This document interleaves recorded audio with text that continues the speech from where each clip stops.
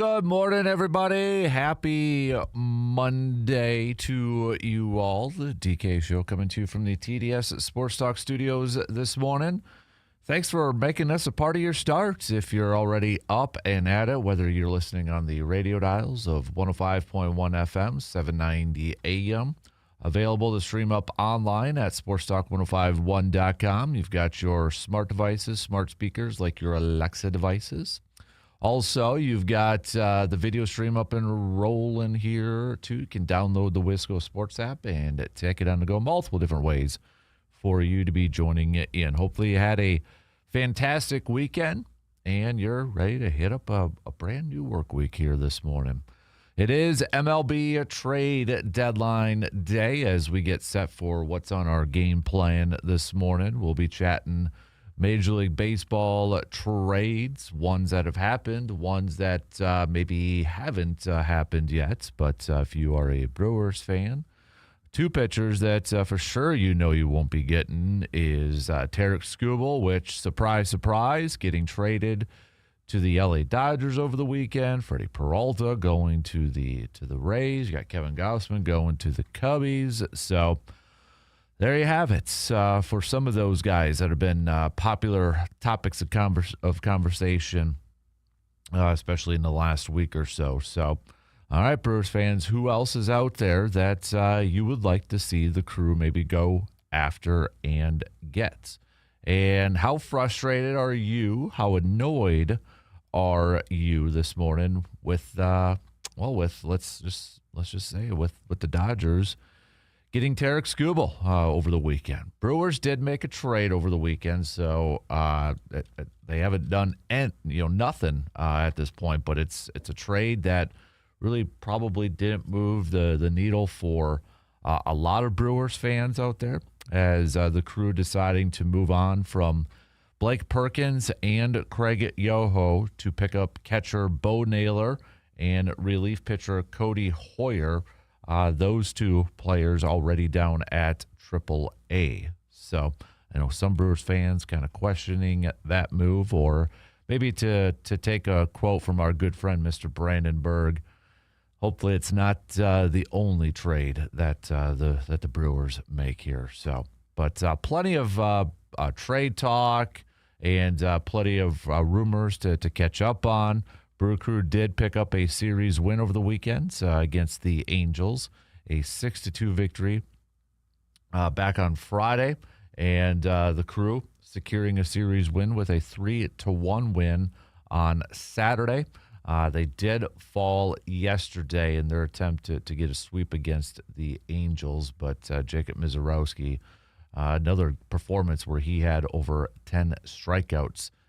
Or at 10 or more strikeouts in the game, setting a franchise record for the Brewers. So, Brewers will return home to face the Pirates for a 4-game series starting tonight. So, Brewers getting back to Milwaukee, and maybe we'll see maybe team will be just a little bit different with that, but we know that they'll be on the field after the trading deadline. So lots of Brewers chats and again, a lot of baseball rumors and stuff to catch up on. So we'll get to that throughout the morning. Staying with baseball, shout out to the Eau Claire Express as they clinched a playoff spot over the weekend. We kick off the final week of the regular season tonight at Carson Park, where they'll take on Duluth, and then just one more road game for the regular season. They will visit Duluth tomorrow, and then they wrap up their final 4 games at Carson Park. But the Express have already clinched a playoff spot. So shout out to the Express. We'll catch up with our friends from the Express in the 9 o'clock hour. So good week to be an Express. It's been really good to be an Express fan here as of late, because they have just been absolutely dominant in the second half of the season, and a pretty darn actually good team throughout this whole season. So it is a VFW Post 305 best and worst from the weekend. So what's the best and what's the worst? You can make your picks by hitting us up on that Shoe Doctors bullpen line with A quick shout, 715-830-1912, or you can hang out in the Section 105 chat room if you want to chime in on what was the best and what was the worst from this past weekend. We'll catch up with some Packers training camp as the green and gold getting a few more practices under their belts ahead of family nights coming up this weekend. But we'll go through some Packers updates and all that fun stuff as practice continues to roll right along at in Green Bay. So that's kind of your game plan for us this morning. Lots of baseball talk with the Brewers and with the MLB trade deadline coming up here. So let's just jump right into it, shall we? We'll take our first break, and then we'll get into the leadoff here this morning. Recapping a busy few days with some teams making some trades already, and then, well, we'll see if deadlines spur action with the trade deadline coming your way this afternoon. And Brewers fans, who would you like to see? Or maybe if you're a Twins fan, Cubs fans, if you want to send us your thoughts on Gausman trade or who else you'd like to maybe see your ball club go out there and get, give us your wish list for the remaining hours of the trade deadline, regardless of who you're fans of, what team you're a fan of. All right, you can send those on over and share it with the rest of us. But we'll take our first break, and then the leadoff, very baseball heavy on this MLB trade deadline day. We'll be right back after these quick words.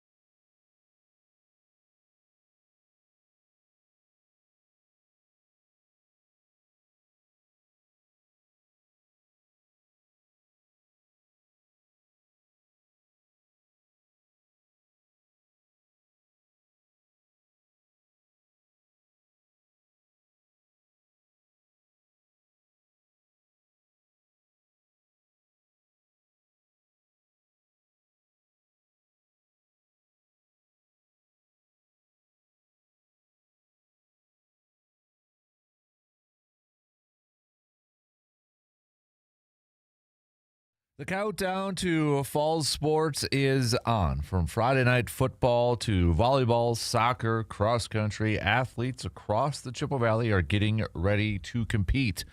But when injuries do happen, getting the right care matters. Chippewa Valley Orthopedics and Sports Medicine specializes in helping athletes getting back into the game with expert orthopedic care, sports medicine, and treatment that you can trust.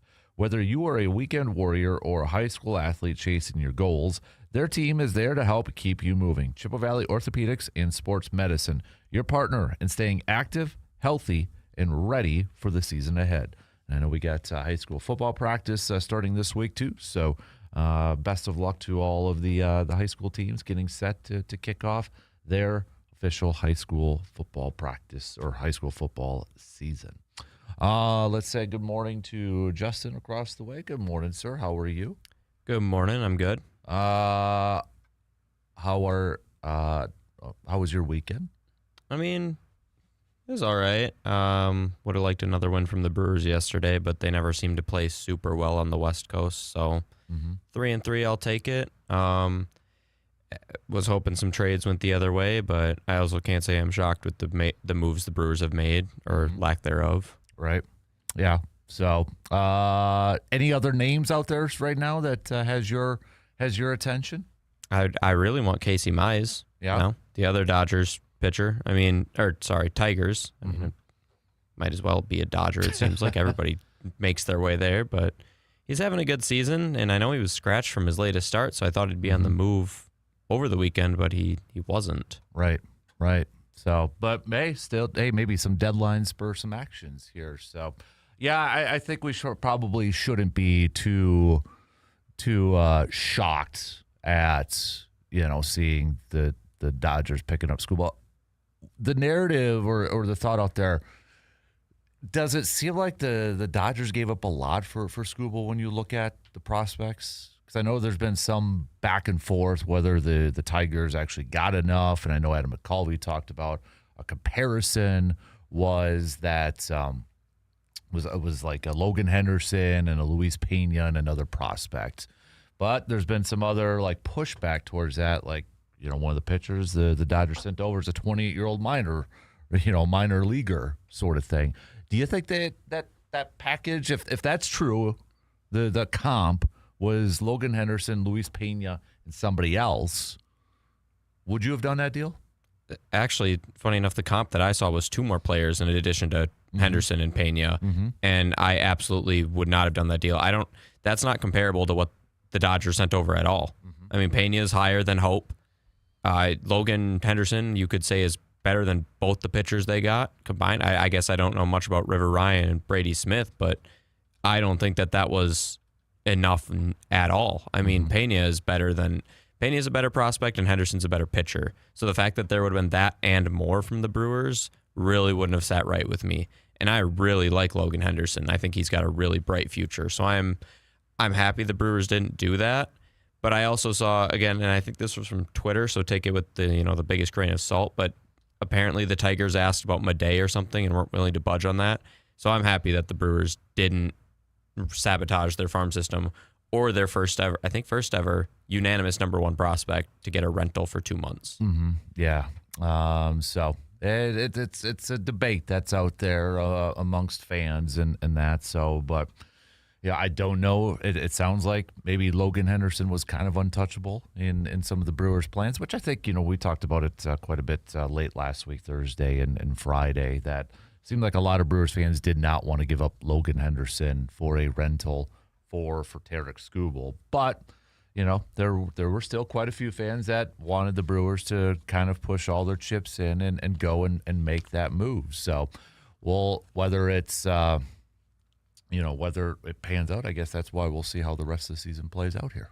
So, but all right, so no Freddie Peralta either. He's going to the Tampa Bay Rays. I know Kevin Gausman was traded to the Cubs, and he had the Brewers on his no-trade list, although maybe he could have waived that, and they could have gone maybe approach that deal. But there's still other starters out there, possibly, that the crew can potentially go out there and acquire. And I think now with the Skubal and the Peralta deals and even Kevin Gausman and some of those, maybe we'll see some more dominoes start to fall today.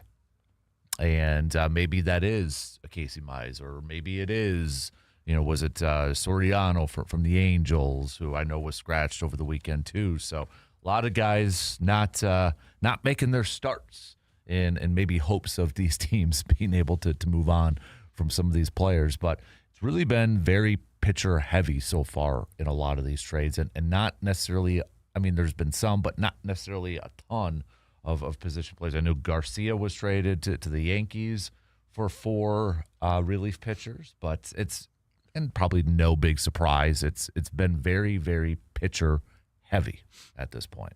So what's your confidence level that the Brewers are going to make a move before the deadline? Probably like a 2. Oh, you don't think they're going to? I want them to, but again, the Brewers made that trade for, what was it, Bo Naylor, and I already forgot the other guy's name because he's a 30-year-old relief pitcher. No offense to him, he's made it further than most people ever will, but this is, you hear the story about the Brewers being in on so many people, and the story this season about the Brewers going to be aggressive at the deadline. They have all these prospects stashed, and then they make one underwhelming move, lose out on the big piece, and now we are sitting here at the deadline. I would love them to make 1 or 2 more moves. I just don't see what they're going to do or who they're going to move. Because if Skubal wasn't enough to move Pena, which one of these pitchers left are going to be enough to move somebody lower than Pena? That's only my thing. And I did see that the Brewers comp in the trade was Pena, Henderson, then either Bishop Leston or Josh Noth, which I would have been really upset with that trade. But right. Yeah, I would love to see the Brewers make a move. I'm just not confident in it. I think they got one more. I think they've got one more. The move they did make, though, I know that's scratched a lot of the heads of Brewers fans out there. It did open up a couple spots in the 40-man roster, which has some people kind of wondering, him and Hahn a little bit. Could that be the prelude to another potential move? And then you hear too that, well, Jefferson Kiro has been acting more as a DH in minor leagues because of his shoulder issue, so the Brewers wanted to maybe have another backup catcher option in case something were to happen. I don't see him being up on the major leagues anytime soon unless an injury does happen to Contreras or Gary Sanchez. Knock on wood, that doesn't happen. I know Craig Yoho was kind of the interesting one. Craig Yoho has had you think about the last couple of years, and his star was really bright, the last couple of years. Like, okay, kind of the same time around Mizorowski, when Mizorowski was in the minor leagues. And it was like, okay, Yoho is going to be maybe that all-star reliever for the Brewers. And it just hasn't necessarily clicked 100%. He's had some good outings, but then there's been a few other outings where it just kind of, gasoline on a fire, if you will. So a little up and down. And I don't know, maybe just a change of scenery for Craig Yoho can get it going. But I think it is a little disappointing because I know I was one, and I know there was many other Brewers fans out there that were really looking forward to seeing Craig Yoho, kind of up and coming and to be this great maybe relief pitcher for the Brewers for years to come. And it's disappointing to not see that come to fruition. It's really disappointing. Apparently, I heard somewhere that they were upset with his consistency or something, which doesn't really make sense to me. If you look at all of his relief pitches, there were 3 appearances where he gave up earned runs. That's it. So I don't know if they just didn't trust him enough in those high leverage spots. I know he had some where he just kind of came out there and didn't look the best, but he's young. This was his, second time pitching in the majors this year. I didn't like giving him up. I think the reason they did is because maybe they just didn't see a spot for him on the team going forward, because you'd assume even with McGill leaving after this year, because I believe he's a free agent, Uribe is going to take over that closer role. And then, you've got a whole bunch of people. I believe Ashby's still on the team next year. You have Hall, who could be the setup. You have, I know Jared Koenig's back in the minors right now, but there's a whole host of pitchers that could take that. But I didn't like giving up Craig Yoho to get a minor league catcher who might be a contingency for Contreras. I don't think they're going to trade him. The Brewers like to seem to hold on to hitters even in their contract year. But then when Contreras leaves, it screams kind of a lack of trust in Kiro. Maybe this is, okay, Contreras is going to leave. We'll have Bo Naylor take over for 2 years while who's the other catcher in the minors gets ready. Oh, yeah, he's like a top 15 prospect. Yeah. Let me find him really quickly. Maybe that's the thought process, is having him take over until he is ready. And he is Marco. Yeah, Marco. He's in Double-A right now, where Double-A Biloxi Shuckers are like just crushing the ball right now. So I mean, yeah, so They're amazing. I know, right? Andrew Fisher. Who's I think it's Blake Burke or Luke Adams, or no, Blake Burke. I mean, they seem like a fun team to watch. Yeah. So, what are your thoughts, Brewers fans? You can hit us up, shoot us a message at 715-830-1912. We'll take a quick break, and we'll be back with plenty more Brewers chats and trade deadline chat. Who is on your wish list, Brewers fans? Send it on over. Share it with the rest of the class. And how frustrated are you with the Dodgers and Scooble? I love some of the Dodgers comments from Dave Roberts and Andrew Freeman and general manager and what they had to say about them, getting Scooble compared to the other teams in the league. So we'll go through some of that here as well. Quick break, and we'll be right back in just a couple minutes.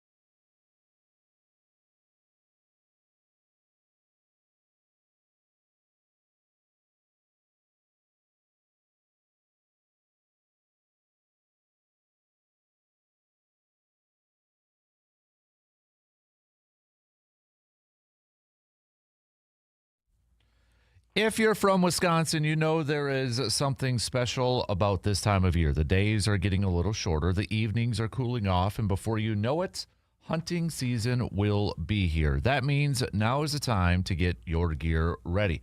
Whether you need a new firearm, ammunition, optics, hunting accessories, or just some expert advice, make Tilden Gun your very first stop. The folks at Tilden Gun aren't just there to sell you equipment, they're hunters too. They know what works, they're happy to answer your questions, and they will help make sure that you're ready long before opening morning arrives. So don't wait until the last minute. Stop by Tilden Gun, get geared up, and start counting down the days to another great Wisconsin fall. Tilden Gun, helping Wisconsin hunters make the most of every season.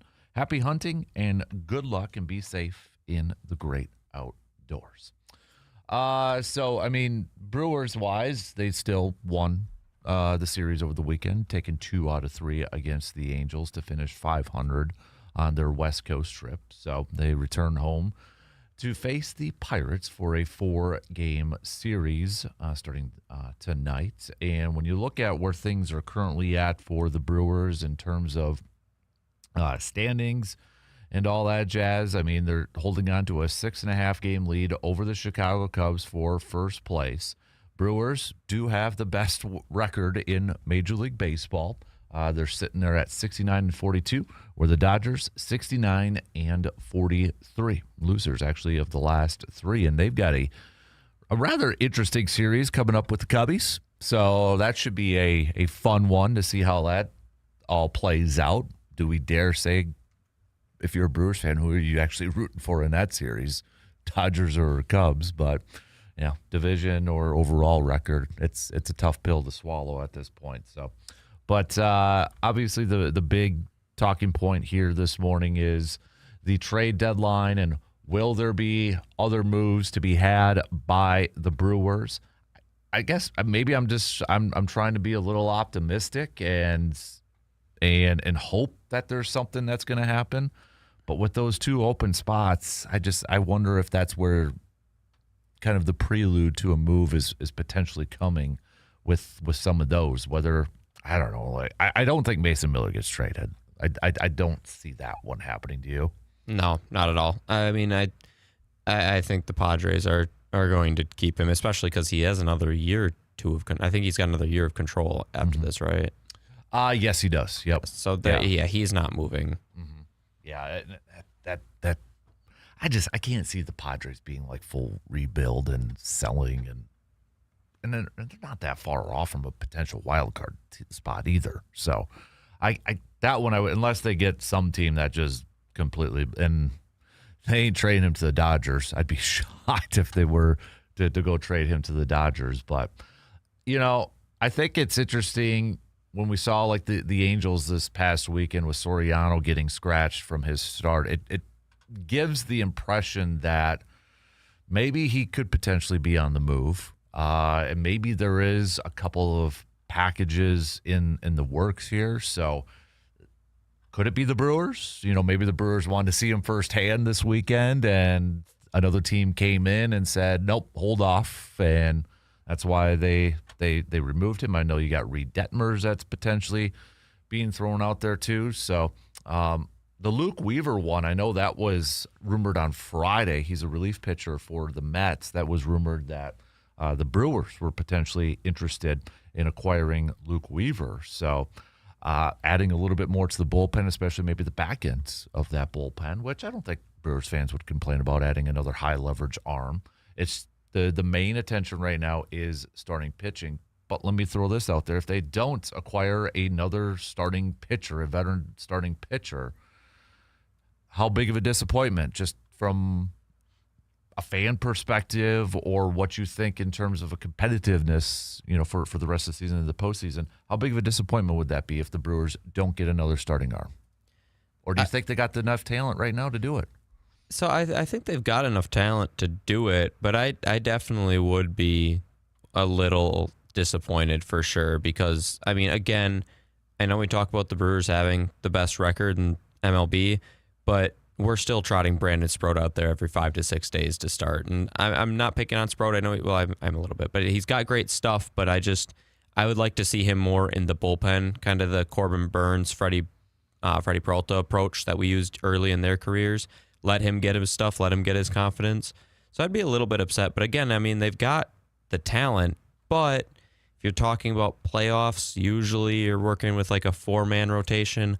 I love the idea of going Miz, Harrison, Henderson, but I am not the most confident after that. I know Drowan's looked pretty good. Gasser's had really good starts and flashes, and Sproat's had those flashes too. But I would like to see another really good arm to solidify a 4-man rotation. That's where I definitely agree. And I know they've got piggyback options, or they could do the quote bullpen starts, or they can go throw guys out a couple of innings and all that fun stuff. But I agree with you. And even just from a veteran perspective, if they can get a veteran guy, because that is a really young top 3. Miz has the experience, and I think Miz has given us he has shown in big moments and all the hype.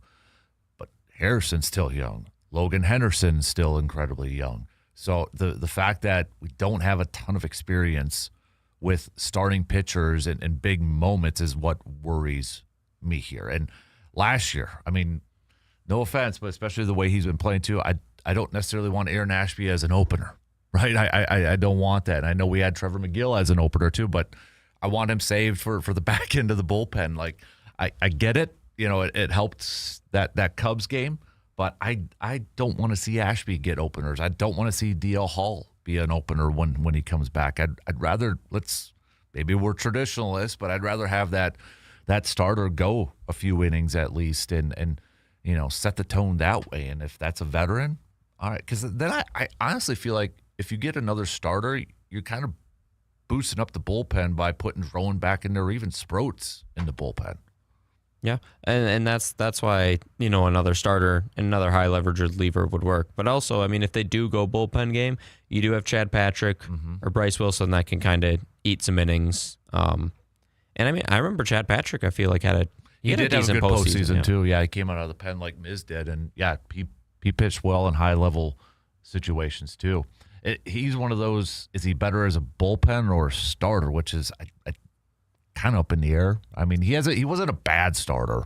He wasn't like gosh awful, but he's a little bit more flexible in terms of what I would say. Robert, like I don't want Robert Gasser coming out of the bullpen. I think he's better suited as a starter. And if he gets moved to the pen, I don't know if I want that one. Yeah, I like Drowan and Sproat out of the pen. Yeah, I don't like Gasser unless, you know, maybe you want to kind of use him more as an opener, go 3 to 4 innings in a playoff game. If you're like, hey, Miz needs another day or something, right? I'd be fine with that. But yeah, I don't know how I feel about him coming out of the pen. Yeah, and if there was a pitcher that was going to be traded from the Brewers, because that's kind of been talked about with Sproat and Drowan, and you're not really hearing a ton about Gasser, and I know he's the older one and less options than that, but would Robert Gasser be a potential part of a package for a trade? Because they do, I mean, they got options in depth. We know this, right? I mean, Coleman Crow's down there, and I'm not expecting Coleman Crow to be a big-time contributor this year, but, I mean, they've got other options, and at some point you just kind of wonder, do they trade from that starting pitching depth? And I wouldn't be surprised if Robert Gasser's potentially, you know, a part of something like that. But I thought if they made a move for Skubal that Gasser was going to be in it, because I think the Tigers said they wanted like a big league pitcher, and I thought, you know, lefty for lefty starter swap, just you get one younger with more control. But then I started looking at the Brewers minor league pitching depth, at least in their top prospects. There is not a lot here. I mean, you got these 3 with Harden, Leston, Noth, but after that, it's a scroll until you get down here with a few more. So I'm not surprised that they didn't try to move much, because if another starter goes down, you have Crow after that, but there's really not much after that. And you know, you hope Quinn Priester is going to be back next year. It's, you know, an unknown. Brandon Woodruff is not going to be back next year. So I mean, you got to factor that into it too. Like, it would be nice to have Quinn Priester this year, but we're not going to get that. So, yeah, it's interesting. And then from a bat perspective too, like, I don't know who else is the whole Abrams rumors ones. I'm not I'm not buying into that. I think it would be awesome from a fan to have his bat in the lineup. I can't see the Brewers making that move. I think the Nationals have since said that they kind of took Abrams off the table. I think they were listening in on him earlier, and then since they find themselves in a favorable wild card spot, they kind of John Heyman, I believe it was, now hears that Washington is telling teams that Abrams is not going anywhere. And they said that on Friday, which makes sense considering he's 25, has a lot of control, and so does James Wood. Right. They were probably want to just build around those two guys, right? That's what I was thinking, especially because they're the two guys you got in the Soto trade. Mm-hmm. So I think that they were just kind of throwing it out there to see, if anybody would heavily overpay, like offer multiple top 5 prospects. Or top 100 prospects, and they would maybe pull the trigger on that. But I think that was just kind of see what's out there. But unless the trade was outstanding, like out of this world, they weren't going to do it. Right. Okay, we got to take our final break for this hour, but continue to send us your thoughts. What's on your wish list right now, Brewers fans, as we are here at MLB Trade Deadline Day? Now that Skubal is off the radar and Freddie Peralta is off the radar, what's next on your checklist? Who's next up on that priority order for you? You can hit us up, Section 105 chats, and or the bullpen line, 715-830-1912. Quick break, and we'll be right back after these few words.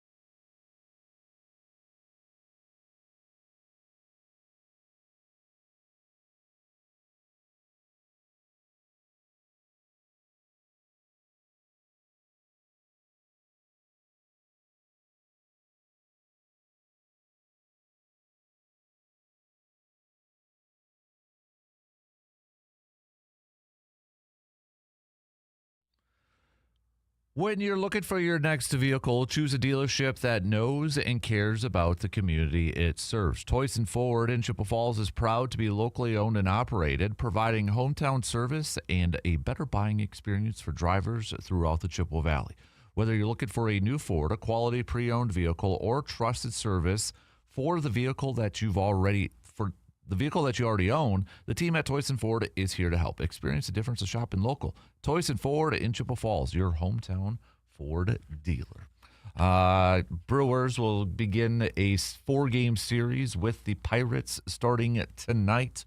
Brewers looking to maybe be the first team to hit the 70-win mark on the season here. So when you take a look at who's on the mound, excuse me, for the Brewers to kick off tonight here with Miz going yesterday, it is going to be Brandon Sproat. So 3-6 with a 5.05 ERA. Bubba Chandler's on the other side for the Pirates. So these teams, a little bit of experience going between these two pitchers. So Brandon Sproat, to me, if we had to look at the starting rotation, since we're talking a lot about pitchers, is he the one that maybe, I don't know if worry is the right way or right word to say, but the biggest unknown because of, I don't know what to expect from him in these starts. The consistency to me isn't quite there for Sproat. I think he has shown he's got skills and he's got talent. It's just, can he continue to put it together like back to back to back? And I think that's the biggest thing that we haven't seen from him so far, is that consistency. And I know Pat Murphy kind of called it out a little bit earlier in the season, but right now, if you had to build your 4-man starting rotation, I don't think you put him in there. And I know some fans does he even make the playoff roster? I think maybe coming out of the pen that's an option. But is it fair to say that he's the one pitcher right now that makes you a little bit more nervous when he's out there? Makes me very nervous. Honestly, I really wish that the Brewers would have shuffled around the rotation, considering everybody got an extra day of rest to let Sproat go yesterday and then Miz today, because the Angels are a much easier team than the Pirates. But then again, the Brewers lost yesterday. I think that was more their offense did nothing. Miz only gave up 2 runs across 7 innings, and can't ask for much more than that. But yeah, Sproat's the weird one, because he'll have these random games like against Toronto, 6 2/3, only gives up 1 run. And then there were a few more in there, like against the A's. And I believe that was the weird series in Vegas where he only gave up 1 run across 6 innings there, too. Where everybody was giving up runs, and Brandon Sproat comes in and looks like an ace, like a Cy Young guy. Exactly. So. And then, 6 innings, no runs against Cincinnati. I mean, even this last start was a quality start. Again, if the bats would have woken up, maybe he would have gotten a win or a no decision, because he only gave up 3 runs across 6 innings. But he is definitely an unknown, just because, like you said, you don't know what you're going to get. You could get 6 innings where he gives up 1 or 2, but you could also get 3 innings where he gives up a home run an inning, and you're already losing 4-0 in the bottom of the 3rd. So it'll be interesting to see tonight what happens. From an offensive side of things here, when it comes to the Crew, is it a little head scratching that we haven't, and I can't believe I'm going to say this, that we haven't seen Joey Ortiz playing third base more? It seems like Pat Murphy's been going with Hamilton a little bit more at third base since he's come back from the injured list. Ortiz only got 1 start this past weekend. Can't believe I'm saying it, but do we want Ortiz starting at third more than David Hamilton right now? I'm glad you brought it up, because it has made me so mad since Hamilton comes back and immediately takes a bulk of the starts. I get that Pat likes Murphy likes his lefty righty matchups, but Ortiz comes off of his best month of maybe his career, hitting 300 in the month of July, and Hamilton immediately gets most of the playing time back. Just does not make sense to me. When Ortiz finally maybe turns the corner, gets hot, and then you sit him for, I think he sat for like 4 games in a row. Yeah. That doesn't make sense to me. That's the perfect way to cool off a player. Yep. I mean, it's just, I would like to see Ortiz start more, or even if you do want to go with, a traditional platoon, maybe at least Joey gets 2 of the games, 2 out of 3. And, reward the good performances. I mean, it's funny to me how, you can go back and look at this. Ortiz some days will go like 2 for 3 with like a double, a single, and a walk, and then the next day Hamilton starts, which just doesn't make sense to me. Right. Yeah, we were coaching baseball this weekend, and talking to some of the parents and that was kind of like the biggest thing. We don't want to question Pat Murphy too much because he's done a lot of great decisions, great moves, but the one that just kept popping up was, why is Joey Ortiz not playing more over David Hamilton, especially like you said, he has been playing better at the plate. Heck, his defense maybe has even gotten a little bit better at the hot corner. Why are we not seeing Ortiz? Because you want to ride that momentum. Like you said, it's the perfect way to cool off a player, just sitting down as many times as he has. Especially when your offense could use a little bit more of a boost, in those question marks. So that is something that is head scratching. Why Ortiz? And again, I can't believe we're saying this because a few months ago we were saying, what are we doing here with Ortiz? But of those two options, he is clearly the better offensive option at this point. Yeah, and better offensive option, better defensive option. The only thing is maybe Hamilton will walk or draw another walk or one more walk than Ortiz will and run a little bit better on the bases. But when you are a major upgrade defensively and, even a minor upgrade at the plate, there is just no reason that you shouldn't be playing. Mm-hmm. And it's tough. And finally seeing him kind of get in the good graces of the fans, and now people are asking about him. I mean, it warms my heart. I've been a believer in Ortiz since they got him initially in the trade. So I like seeing him do well, and it doesn't make sense when he doesn't get consistent playing time when he's clearly playing the best. And to go back on those like 4 days that he didn't play or something, he got one defensive inning, and that's because we brought in Andrew Vaughn to pitch. Oh, it was that, yeah. Yeah, he didn't even pinch hit or anything. He was solely riding the bench, and I don't understand why. Yeah. We only got a few minutes left to the top of the hour, but MLB.com yesterday had a buying, selling, how each team will navigate trade deadline day. Adam McCulvey, who covers the Brewers for Brewers.com, had this to say about the Brew Crew. They want to go big, as in Mason Miller big, or even a surprise move for a hitter big. That's a change from recent seasons when the Brewers have stockpiled their prospects and instead made moves around the edges to help the major league club. But with baseball's top-ranked farm system and a second-best run differential, this could be the year to dip into that prospect pool in the interest of adding a high-impact player to help get past the Dodgers. So setting the bar high, and I think that's where I keep buying into it, that they're going to make a move, they're going to make a big move, and when the deadline comes, it passes, and they don't, and then you're going to have a lot of people upset tomorrow morning when we talk about it. That's why I try not to buy into it, because I got really into the Skubal thing, and it just reminded me exactly of the team that I love. I almost hate this. I don't know. I shouldn't say I hate to say this, but besides the Cubs, are the Dodgers the second rival to the Brewers right now from fans' perspective? Or is that just an all Major League Baseball thing? If you're not a Dodgers fan, you hate the Dodgers. I think it's an all MLB thing, but certainly for the Brewers, they've been the one to get over the last few times. I mean, knocked them out of the playoffs in 2018, and then last year, both times in the NLCS. So I would say yes. I mean, I always have a disdain for the Cardinals. Just growing up, they were always the team to beat. But Dodgers, I'd say, are my number 2 behind the Cubs. Maybe even number 1, especially come playoff time. Yeah, I think that maybe that's the key phrase of it. Playoffs are the number 1 rival because, like you said, 2018, Game 7. Dodgers beat the Brewers in Milwaukee, and then last year they sweep the Dodgers in the NLCS.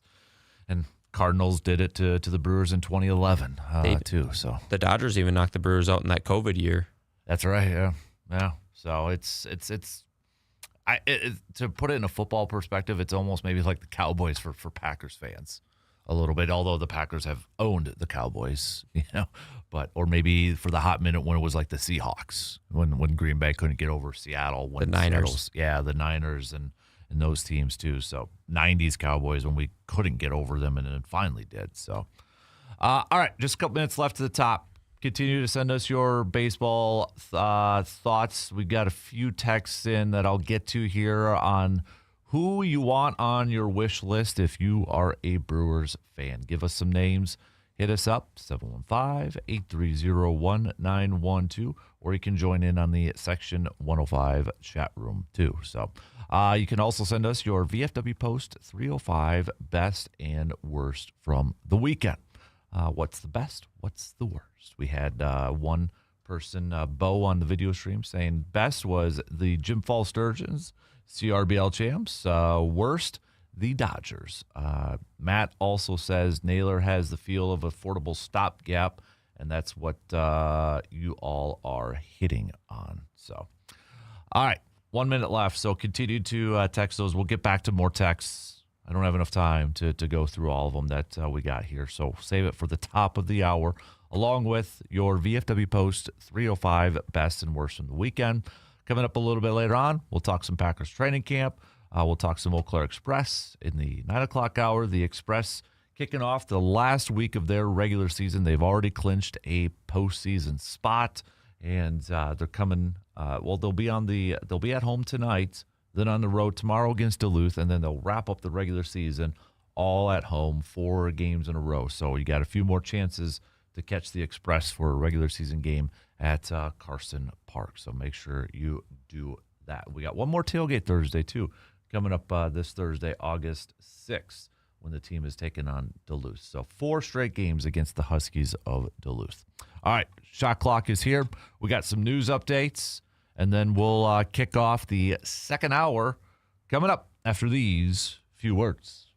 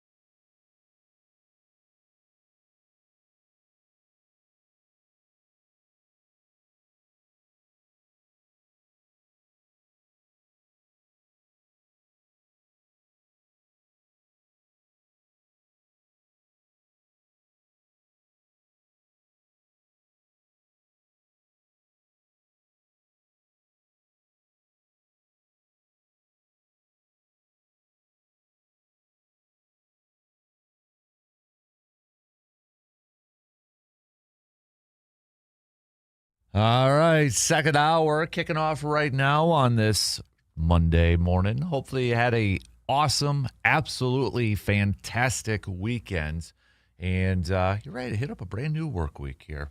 Maybe we'll see some of you on Friday for the 6th annual Kasper Classic. Going to be at Lake Helly Golf Course. Looking forward to hanging out with all of you and raising some money for Backyard Dreams. We got to give a shout out to all of our partners for this year. Presenting sponsor, Window World. Also, Park Ridge Distributing, Hy-Vee in Eau Claire, Muldoon's, Service Master, Edward Jones, Financial Advisor, Kelsey Nicolai, Dodge, Cambridge. We've got Myron Construction, VFW Post 305, Superior Auto Body, Home Oasis, Resonance Branding Company, Clayton Construction, Carpet City Flooring Center, Economy Furniture, and AJM Automotive. So big thanks to all of our partners again this year and for all of you golfers who signed up to play. We've got some names. Soriano's the big one from a lot of people who are chiming in on our texting line about who they would like to see the Brewers go get. Soriano, the pitcher from the Angels. And I believe he has a little bit more control, too. I think he's got a couple years left. I'd have to double-check it on there. But I will say the second most popular name is Casey Mize from the Detroit Tigers, which, honestly, I'm not surprised that those are the two highest names on there. Oh, you do have it up with... So he is under arbitration for a couple more years, too. So that's maybe a little interesting. And honestly, too, with his payroll, not a lot of money, it probably... The fact that he'd be under arbitration for a couple more years, he's probably going to get a little bit of a boost in pay, but it make it more attractive and maybe cost a little bit more to acquire him. So if you had to pick between Soriano and Casey Mize, who would you pick? I'm picking Mize. Yeah. I understand Soriano's got, he's a little bit younger, got more control, but the Brewers don't really need like a bunch of starting pitchers, I feel like, after this year. Because you think you next year you return Mizrowski, you return Harrison, Sprout comes back, Drowan comes back, Henderson comes back, Priester should be healthy, and Gasser comes back. So you don't need another one. You're kind of finding someone almost to fill Priester's spot. Mm-hmm. And then next year you kind of get back to it with most of these guys just with one more year of experience. Mm-hmm. So I'd rather just get the one-off, get somebody who's going to cost less, prospect-wise or trade-wise, mm-hmm. and move on from there. And I feel like Mize, I guess he doesn't get the swings and misses, but he doesn't give up as many base runners. ERA is lower. I'd have to check some of their more advanced stuff, but he looks like he's having a better season. Yeah, and if they prorated his salary, it's only a couple $1 million, which I don't think is the Brewers' issue, because there was reports too that they would take on the remaining of Skubal's contract. So I don't think money is the issue with any of this. So if it's not, I guess we can't really point the finger at Mark Attanasio being too cheap if he was willing to take on the rest of Skubal's contract. And yeah, I think too, for a lot of fans, when it comes to this, the win-loss record is maybe becoming increasingly overrated, I think, from a starting pitcher in baseball. Like, you look at Casey Mize, I think he's 4-6. So people are going to look at that. But then, like you said, you look at the ERA, it's sub-3, and you add in all that. I think I would probably lean towards Casey Mize too, to be honest with you.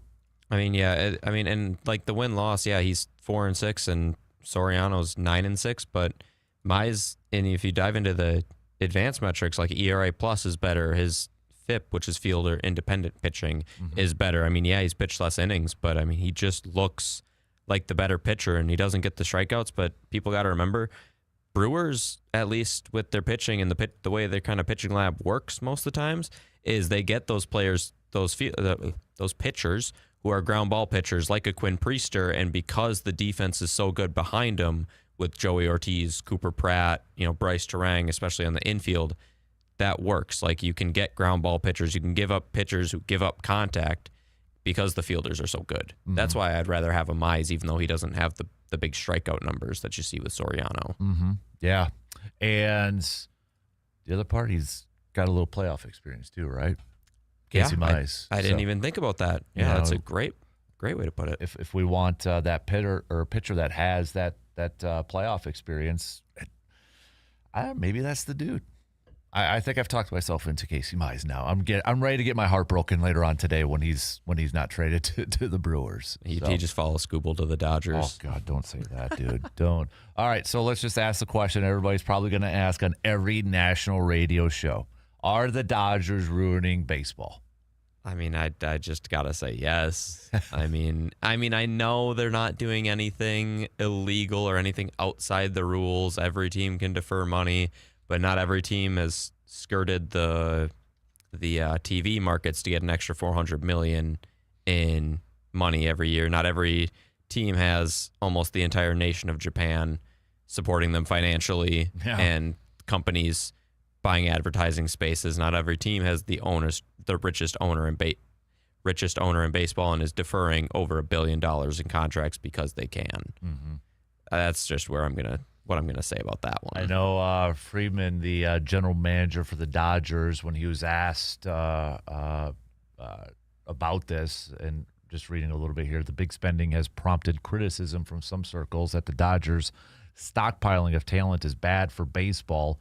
He just responded by saying, quote, passionately disagree. There is a jealousy factor to it, that there is an owner who is willing to spend that money. They get all these other incomes like you just mentioned. They have a pretty decent farm system, and that's not supposed to happen when you have like good major league roster and still a really good like a highly paid major league roster in a really good farm system. If this was the Brewers, I'd be A-okay with it. I think a lot of Brewers fans would be A-okay with it. This is, I think now, depending on how this all finishes off with the labor negotiations coming up, if the Dodgers win the World Series again, and it's because of their high-priced talents is the big reason why, like, okay, Scooble now just goes on this insane run and leads them to a championship. And I do wonder, does this throw a bigger wrench into the it has to, right? I mean, these other teams, it has to. There's probably a few teams, I'd throw the Mets in there, that probably don't want a salary cap, or the Yankees and all those high spending teams. But owners got to be looking at this and like, okay, if the Dodgers win 3 in a row and they win the trade deadline again, I move closer and closer that we don't have baseball, or we have a very late start to baseball next year. Well, and my thing is, like when you listen to this and people are like, well, the players, they don't want to agree that their money can be shortened. My thing is, it's almost like, yeah, but I don't feel bad for the players because they're already making millions. I think the minimum salary is going to be moved up to $1 million. Mm-hmm. They're playing the children's game, for a living, which is awesome. And don't other players want to win a ring without having to wait 6 years so that they can go and sign with a contender? And if the Dodgers don't want to sign you, have fun winning a ring, because that's the only team that's going to be winning them for the foreseeable future. Yeah. With the talent that, like you said, the talent they have stockpiled. If you are not elite and the Dodgers don't want you, wouldn't you say, yeah, I'll take a little bit less money in the future for the chance to win? At least that's what I would think, because, yeah, you want to make the most money, but also it seems like a lot of these guys are competitors and they want to win, unless all that's just talk and all they want to do is just make money. Right. I mean, kind of put yourself in that shoes. If the Dodgers came calling and wanted you, wouldn't you go there? If you were like a free agent, really good baseball player, and you got a call from the Dodgers saying, hey, we can't offer you as much as so-and-so, but if you take a couple $1 million less, you could play for the 9 times out of 10, I think players would take that. Oh, 100%. Because, like and maybe not every player is all about the ring and the goal, but the chance to go win and still get paid handsomely. Like, I mean, Kyle Tucker, what he did in the offseason, all these other players. I can't fault them for, like, going over there and joining that insane roster they have. And that's where I think a lot of the owners want to try to stop that from happening, or, quote, fixing it. Yeah. It stinks as a fan. And I think you got a lot of fans that are probably thinking, why am I going to watch now when I know what's going to happen? We don't know what's going to happen, but that's the mindset that they're going to have, is that, well, we know what's going to happen now. Yeah. And the parity. And, yeah, okay, like I was listening to somebody say, well, the Marlins and the Dodgers, they're not that far off from each other. Great. But when it gets to the postseason, are we picking the Marlins to go deep if they even make it, or are you going to pick the Dodgers to go deep? You're picking the Dodgers, so I don't think that's a very accurate comparison. Also, not to mention, the Marlins have some young studs, so that's why they're not making a lot. And I mean, they're starting to now kind of regress to the mean. You can see it, but I mean, yes, they're a feel-good story, and the Brewers find ways to get it done. But that's the thing is, yes, there's always going to be a rotation of teams in the playoffs, and payrolls will always change that. But who are the teams making the championship series? Who are the teams making the deep runs? And who are the teams making the World Series when it all is said and done? It's usually the Dodgers, the Yankees, and they're always in the playoffs. Like, there needs to be something more. I mean, I know that, like, people will point to the stat, well, before the Dodgers did it, there wasn't a repeat champion for the last, 25 years. But I want to see what teams were in the World Series and how many repeat appearances there were. Mm-hmm. Because the NFL, I mean, yeah, you've got some dynasties, but I mean, look at teams like Kansas City are, it's still a big market, but not a huge market. They've got Mahomes, one of the best players in football. Buffalo's got Josh Allen, and I think the reason that can happen is because there's a salary cap. Mm-hmm. Green Bay is able to exist. That's more revenue sharing because they're an old team, but still, I mean, these teams are able to exist and keep their great players because of a cap system, because I think the system works to the team's advantage. Well, look at when we get set for football season and everybody, hey, make your picks. You're going to have a wide range of picks to win the Super Bowl. We don't have a Tom Brady and Bill Belichick Patriots default pick, but you're going to have picks for the Chiefs, for the Rams, for Buffalo, Green Bay, Detroit, Chicago, whatever. You're going to have all. If you ask somebody, the field or the Dodgers, I almost feel it would be pretty darn close, or maybe even advantage Dodgers slightly for a lot of people. And I don't think you can say that about the NFL, for example. Okay, let's say Rams are the darlings because they got Myles Garrett, Aaron Donald's possibly coming back. I'd still take the field if I had to choose between the field or the Rams for a Super Bowl champion. Yeah. I mean, I'm just kind of going through. I know that there are some live odds that the Dodgers have almost a 50% or are 50% favorites to win the series. Mm-hmm. I feel like that's unheard of in sports. Mm-hmm. And I know there's some people, referencing 2023 when it was the Rangers and Diamondbacks. Great. They went on a hot run. Momentum is a big part, I think, in sports. But that's not the most common thing either, right? I mean, that's not the biggest. I mean, the Nationals did the same thing in 2019 when Trent Grisham didn't field that ball for the Brewers in right field. I am also a big component, though, of Hader let those people on base, and even if Grisham gets that ball, it's a tied game anyways. Mm-hmm. So, yeah. I mean, and I don't know. I think there was – how many outs were there? Were there 2 outs there? I can't remember. But yeah. I think that game gets tied either way, I'm going to be honest. But that was still when the reverse curse was active, where if you beat the Brewers, you're making it to the World Series. Exactly. But, I mean, I'm looking at the list here. Great. Once in a while, you have a couple of maybe not high-spending teams. But again, that's rare from happening. So, I don't know what can be changed in baseball, to be honest with you. I don't know. Nope, they ain't going to have a salary cap. It's not going to happen. It's not going to happen. So what's the next best thing? Is it the floor? Is that going to make a difference? Maybe a little bit of a difference? Possibly. I mean, how long are these CBAs? Are they 5 years? Or is that also kind of negotiated? I think it's negotiated. Okay. I would honestly be okay with them implementing a floor and getting rid of deferrals. Mm-hmm. Or at least heavily limiting deferrals. I would agree with that. And see how that works first. Or maybe even if I don't think the players would agree to this, but if you could even put it in writing, hey, we'll try the floor, we'll try the limited deferrals, and if we do not see enough change in the game, then we have to implement a cap. Mm-hmm. But also, can you really do any of this until Ohtani is off the Dodgers? Because all these contracts are going to be grandfathered in, and all of their big names, at least Ohtani and Yamamoto, are signed for the next 7 years still. Yeah. So will you even see any change even with something new? I kind of doubt it. I completely agree on the deferrals. That thing has gotten so out of hand. When you're talking about like Ohtani's contract was the big one, where he's getting a big portion of his after his contract expires, where he easily could say, all right, I'm done playing. Go move to Florida where there's no state tax and still, cash. I mean, he could, or go back to Japan. I don't know how that would work out, but the deferrals have gotten crazy. It's funny. It's a cool story with the Bobby Bonilla Day where he gets $1 million every year. But I think this has gotten so out of control to manipulate payrolls and the Brewers have deferrals. I mean, they're still paying Ryan Braun. Every team's got, I think every team's got at least some sort, maybe not, but it's when you've got big spending teams that are using deferrals is where it's ridiculous. Where Brewers, yeah, they have to have deferrals to pay some of these guys.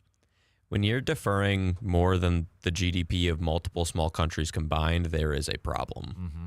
And because I think they do have, it's like $1 billion. Also, the Bobby Bonilla, doesn't that end this year? It ends pretty soon. I don't know if it was this year or maybe a couple more years. But hey, I don't.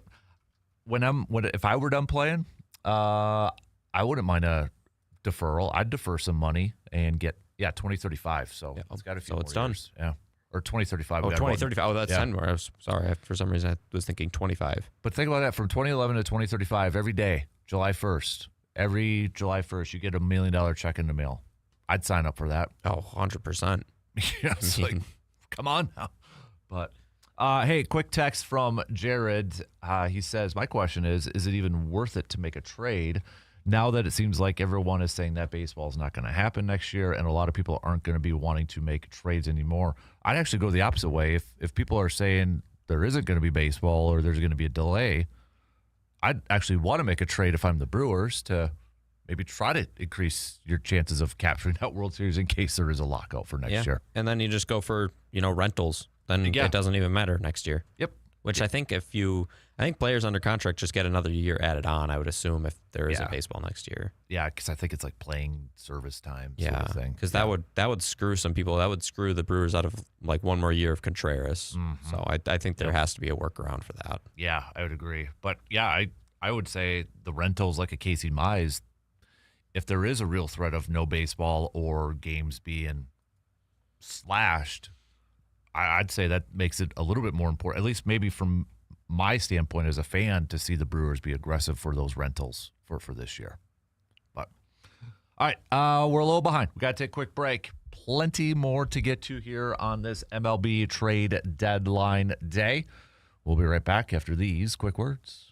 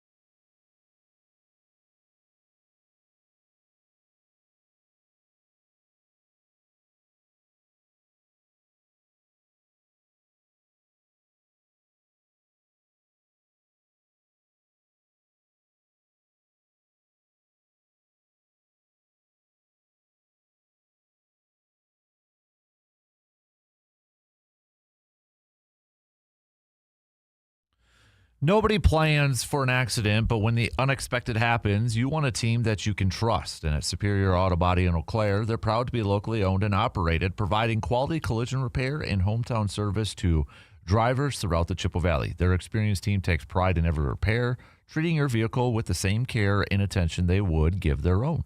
When you need collision repair that you can count on, choose the people who live and work right here in your community. Superior Auto Body in Eau Claire, locally owned, locally trusted, and here to get you back on the road.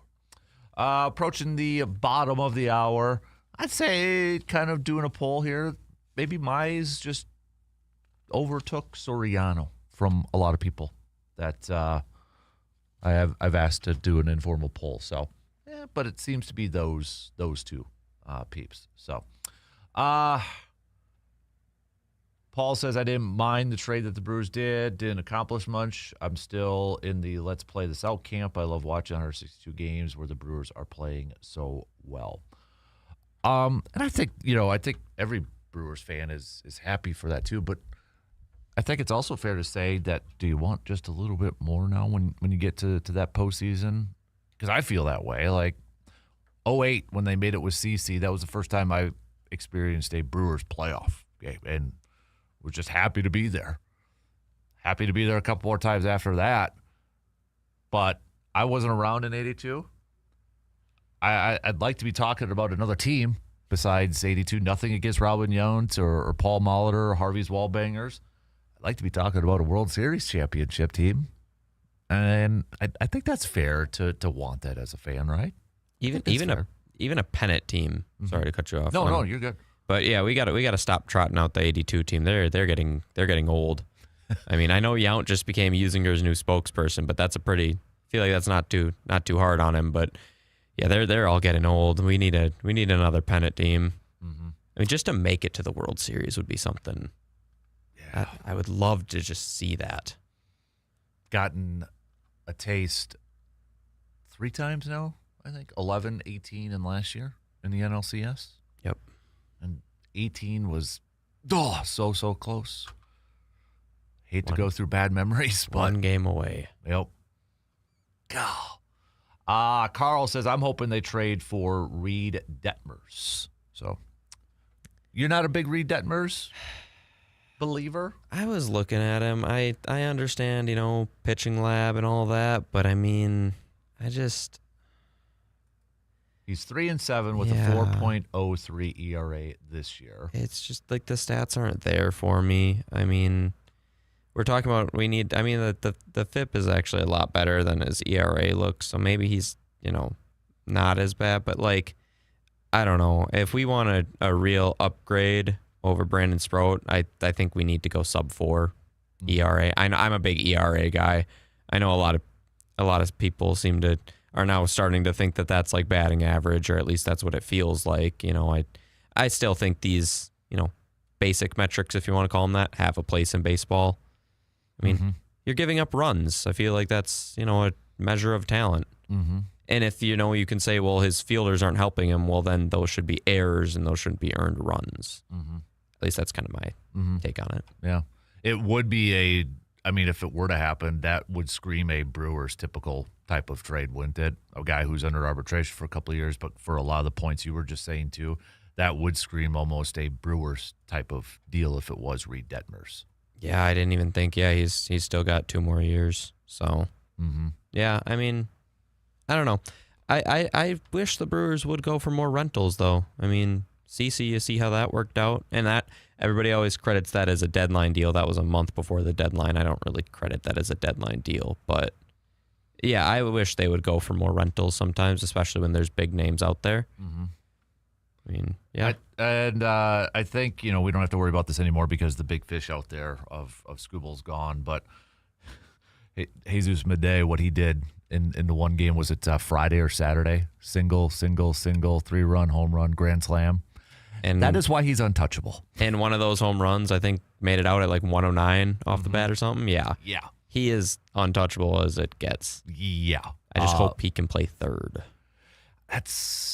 I wonder if we're going to start to see that here soon. Maybe when he gets up to AAA. Yeah, because otherwise, You're not having Pratt move over because Pratt sounds like he's got the better glove and he's locked down for a lot longer. Yep. I mean, Bryce Terang is still at second for the next 3 years, I want to say. So you're not going to have him shift to second. And Madej's got the art. They clocked him earlier in the year like over 100 or 100-mile-an-hour throw from short to first. Yeah. So he's got the arm strength to go play the hot corner. Oh, 100%.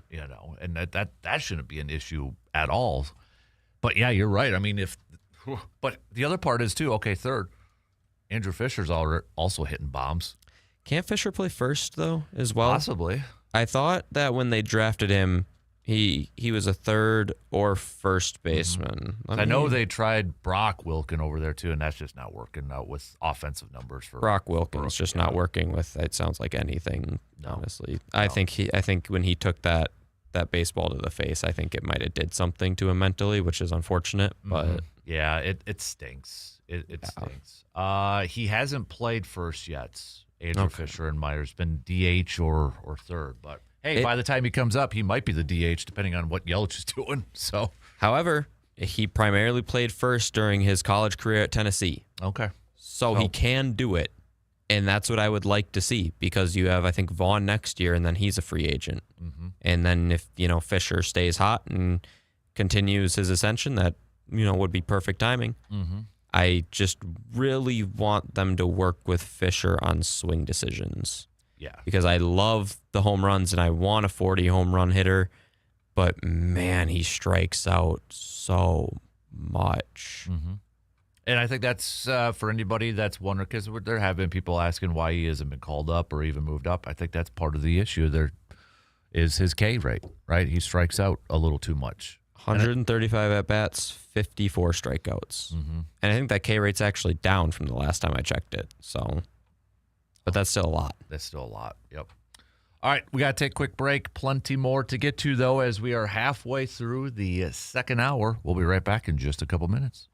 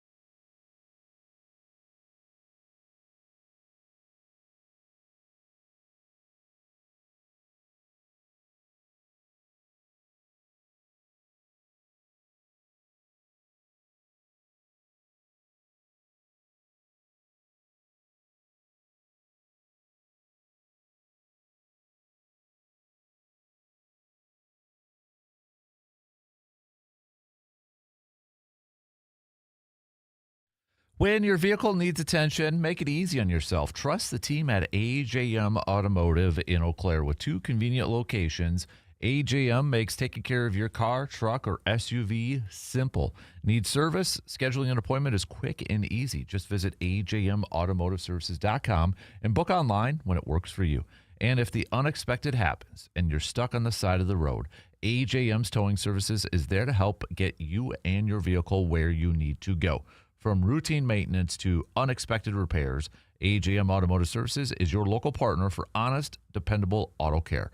2 Eau Claire locations, easy online scheduling, trusted service when you need it the most. That's AJM Automotive. I want to throw another name out there that I was reading a little bit during the break that Bob Nightingale says he's going to be gone by the deadline today. Robbie Ray. Ooh. He'd be a rental. He's a veteran, former Cy Young Award winning pitcher with the Giants right now. What about if Robbie Ray was the target for the Brewers? Would you be satisfied with that? I'd be satisfied with that. Yeah. Mm-hmm. I mean, he's having himself a decent season. Yeah. Honestly, I was kind of surprised at some of his numbers when I looked it up when I was reading the piece. I'm like, yeah. I mean, the field independent doesn't look the best, but like I said, the Brewers have a very strong defense, so I'm not really too worried about that. Mm-hmm. I think that was kind of the mold of Quinn Priester when he came over. Yeah. A lot of ground balls, gives up a lot of hits, but just kind of go out there and let the defense do the work behind you. Exactly. Yeah, and he's going to be so he can opt out. He is going to be an unrestricted free agent next year. So this is a confusing contract to look at here. So the interesting thing would be he is making $25 million this year. Would the Brewers pick up the rest of the prorated salary? Would there have to be a little salary given to the Brewers in exchange for this? But, I mean, that I wouldn't be opposed to that for a rental for a veteran pitcher. No, me neither. And if the Brewers were fine picking up Skubals, they should be fine picking up that. I know with Skubal and Robbie Ray, there's one of them is much better, but I wouldn't be mad. It'd make you better. I'm assuming he's got playoff experience somewhere in here. I would assume. I don't know, actually. You got it. Diamondbacks, maybe? But did they make it at some point in the late teens? I don't know. I'd have to go back and see if he has any playoff starts, but a lot of experience, we'll just say that for sure. Oh wait. Click the playoff. Yeah, I just saw that. 2017, 2 games. 3 teams, okay. Okay, so I mean in 3 games in 2022. So not great games. 5 earned runs, then 1 and 3, and then 5 in the other. But again, playoff. That was the narrative like Kershaw for the longest time too. Yeah, and dudes, so. Corbin Burns as well. I mean, and maybe it's also just getting that veteran in there that can also speak about what the playoffs is like. Exactly. Not necessarily to start and be lights out. So. I mean, if he'd be like the 4th starter in that 4th rotation, I would take that over Sprout throwing Robert Gasser, whatever combo that you want to throw in there. If it's Miz, Harrison, Logan Henderson, and a Robbie Ray or a Casey Meyer or whoever, I would take that in a heartbeat. And again, I mean, then you can, hopefully in that first divisional series, he won't even be needed because, I mean, this is all assuming the Brewers get the bye and everything. Yep. But even if they don't, I mean, a wild card is 3 games as well, so hopefully he's not needed there. Or it's the best of 3, I should say. Shouldn't be needed. Then hopefully you would hope in the divisional series. So maybe he pitches then in the CS for the first time, and maybe you already have a 2-game lead by that point, 3-game lead. So yeah, I'd be more than okay with him coming over and being that 4th guy. So if it's Robbie Ray, Casey Mize, and we know that's the 4-man rotation, is that enough?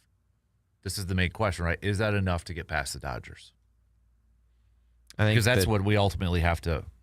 That's why they're making these moves. I think the question is more on the hitters, but everybody did get a fair amount of experience last year, and I think everybody except for Luis Lara and Cooper Pratt, and I guess and Garrett Mitchell, you could say, played on the team last year. So that I mean, it's about the same team. You would hope that that's enough this year. It's just the Dodgers is such a tricky thing because they have all-stars up and down their lineup, and then they have all-stars up and down the pitching rotation.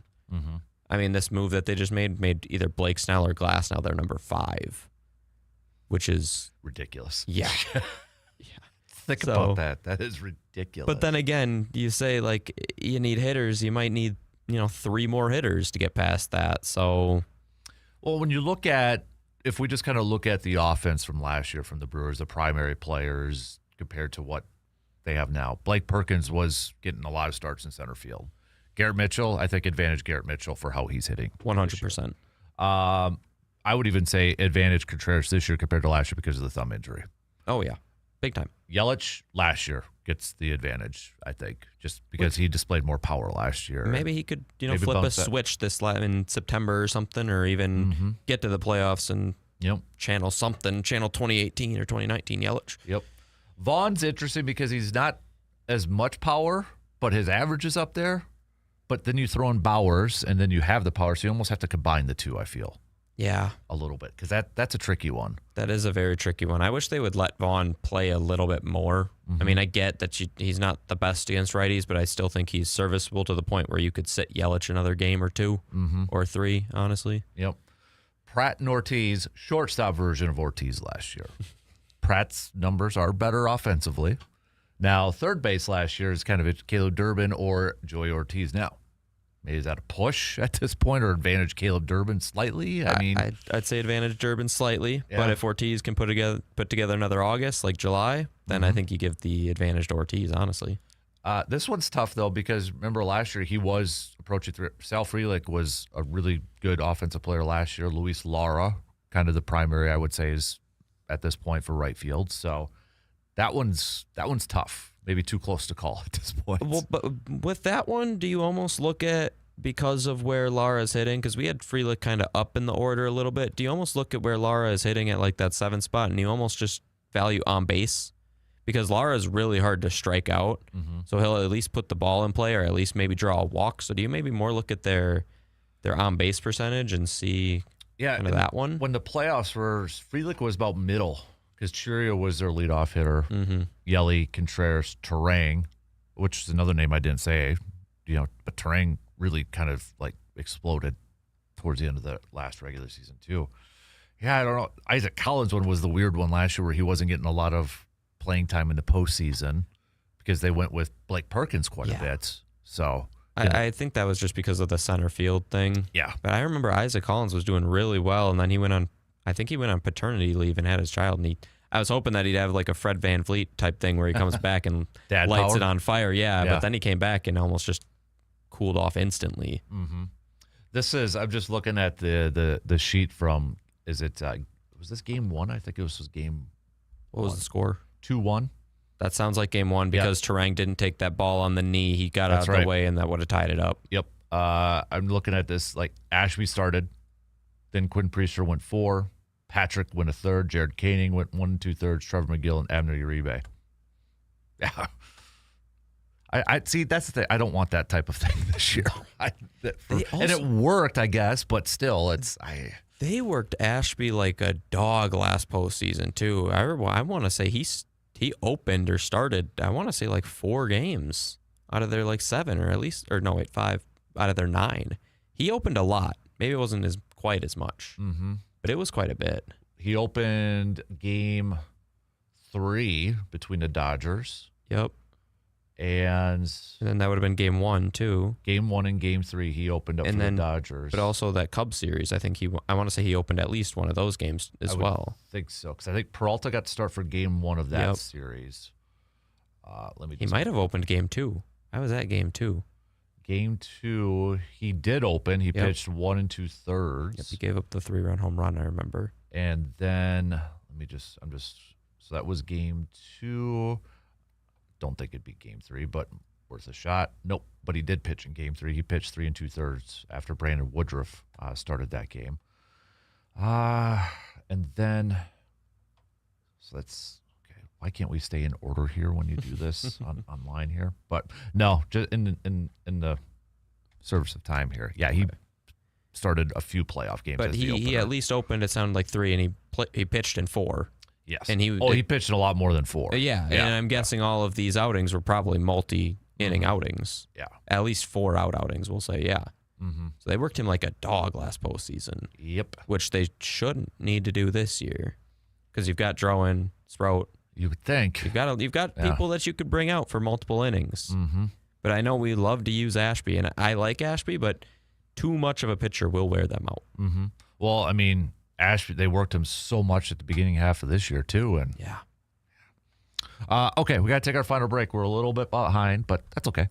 We'll be right back in just a couple minutes.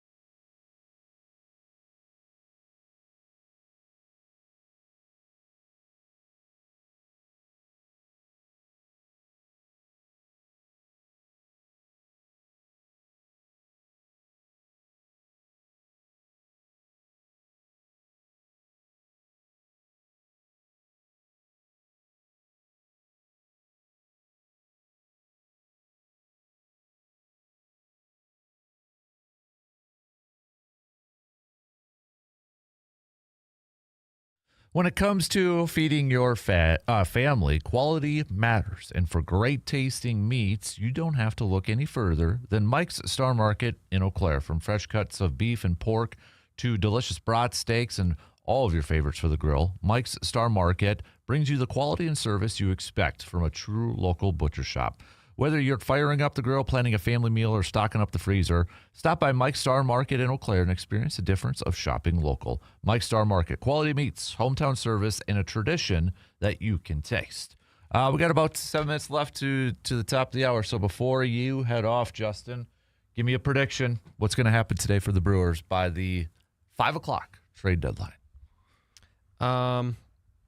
If I got to say someone, I'd say they probably get Reed Detmers feels like the one that would most likely become a Brewer. But again, I would love Casey Mize, but Detmers feels like the move.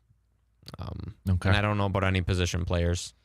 Yeah, that one's a little bit tougher to gauge. I'm okay with that. I feel like, maybe don't mess with the active roster too much. I think they learned their lesson with the Hader trade, which I guess that was a pitcher, but you take a massive piece away. So right. I don't know, but like a Zach Neto could be fun if you got him from the Angels. He plays shortstop, but could he play third?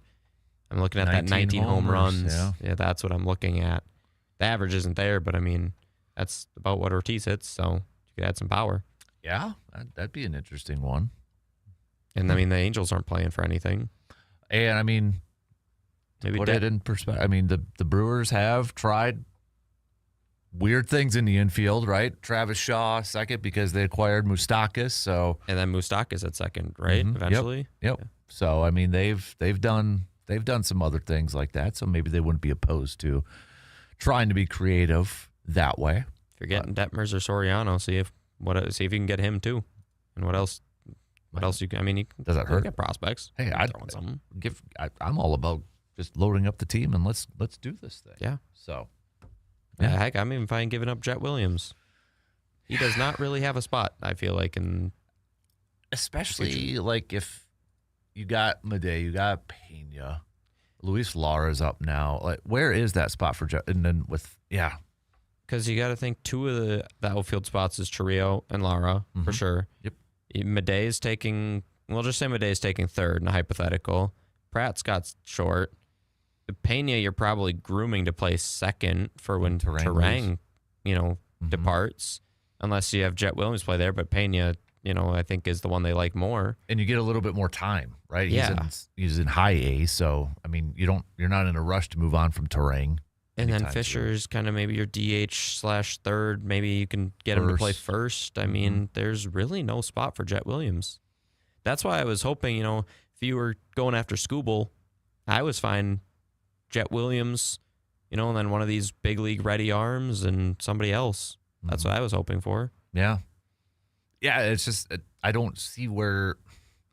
And it's not like he's that guy that you could kind of call up and down like you were doing with Blake Perkins for a while. I mean, Jet Williams is a much better prospect. Oh, 100%. And he's probably due to start getting on that active roster for some team. And I agree with you. I think he's kind of the odd man out at this point. Unless you just kind of have him as a utility. But I mean, even Joey Ortiz can do that for the next, and it will be able to do it at a higher level. But I mean, I guess Williams can do the outfield, but you have Sal as well. Yep. I don't know. That's tough. I agree. Well, it should be interesting with the deadline here. Do you think if you had to make one more prediction from a Major League Baseball standpoint, is there a name out there that you think is the next big name that's going to fall? We've been a lot of pitching talk. I don't think Abrams gets pitched or traded. I don't think Mason Miller gets Hunter traded. Green. I've been seeing that one out there too. I doubt he goes to the Brewers because that's a division rival, but I would love to see that. That would be awesome. That'd be so much fun. Yep. I don't think there's that big position player that's going to get moved. There really isn't. Maybe Hunter Goodman from the Rockies? Maybe. Yeah. Randy Arozarena from the Mariners, I guess, has been. Yeah. Maybe Luis Arraez. Is he the biggest position player? Probably. I think people want to keep him. I think he wants to stay at second because he's having one of the better defensive years of his career, but I wish he could play third. Yeah. I know he's more of a singles machine, but I'd take it. I'd take that at the top of the order. Yeah.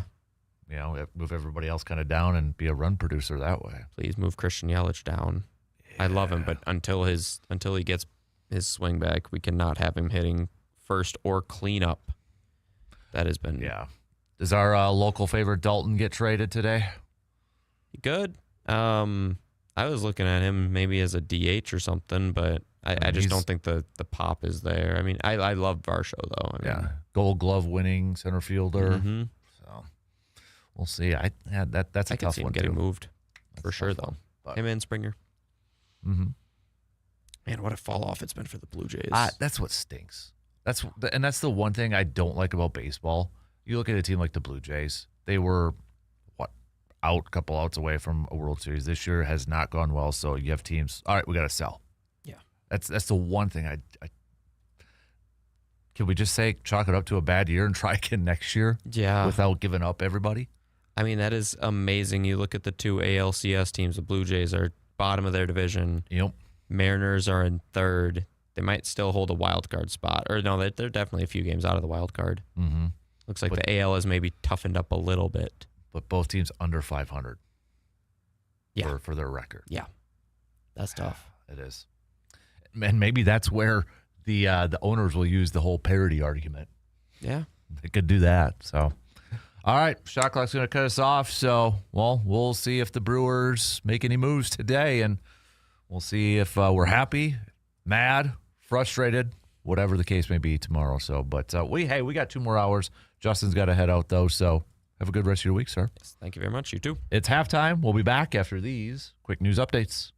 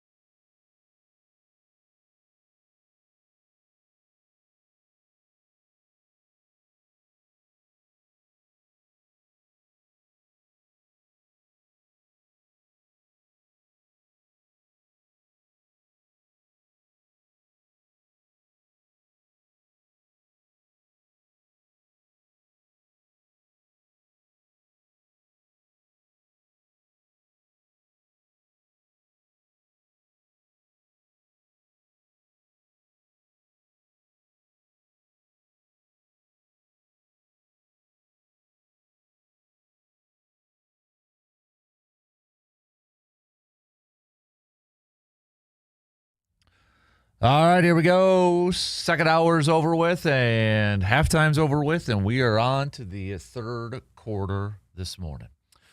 Thanks for hanging out with us and making us a part of your start here.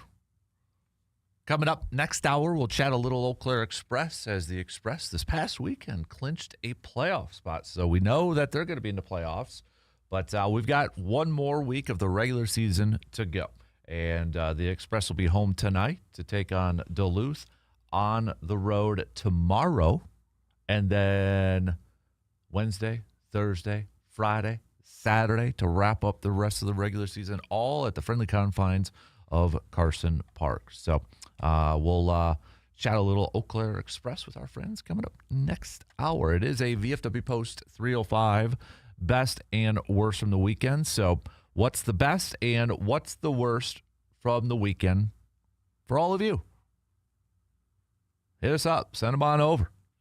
Text us on that Shoe Doctors bullpen line, 715-830-1912, or hang out in the Section 105 chat room if you want to make your selections there. We've been talking the first 2 hours all about the Brewers and the trade deadline, Major League Baseball, and if you want to send over some bold predictions now that the deadline is nearly upon us, early evening tonight, Scooble's off the table, Peralta's off the table. Who would you like to see the Brewers maybe go out there and get before tonight's deadline? Got a name in mind? Or maybe you're like, okay, the only person I wanted was Scooble, and now that he's off the table, nobody else. I don't want anybody else. Yeah, you can send it on over. All right. 715-830-1912. All right, let's switch gears here a little bit and chat a little football, shall we? Just a little bit, because we've got training camp going on. Pads go on today at training camp, so the pads will be popping at practice today. So maybe starts to feel a little bit more like football. But let's kind of take a look at what's been going on here in the last few days. I think the biggest thing is, what we're hearing from some of the players, and especially on the defensive side, is we're hearing some players singing the praises of one Jonathan Gannon.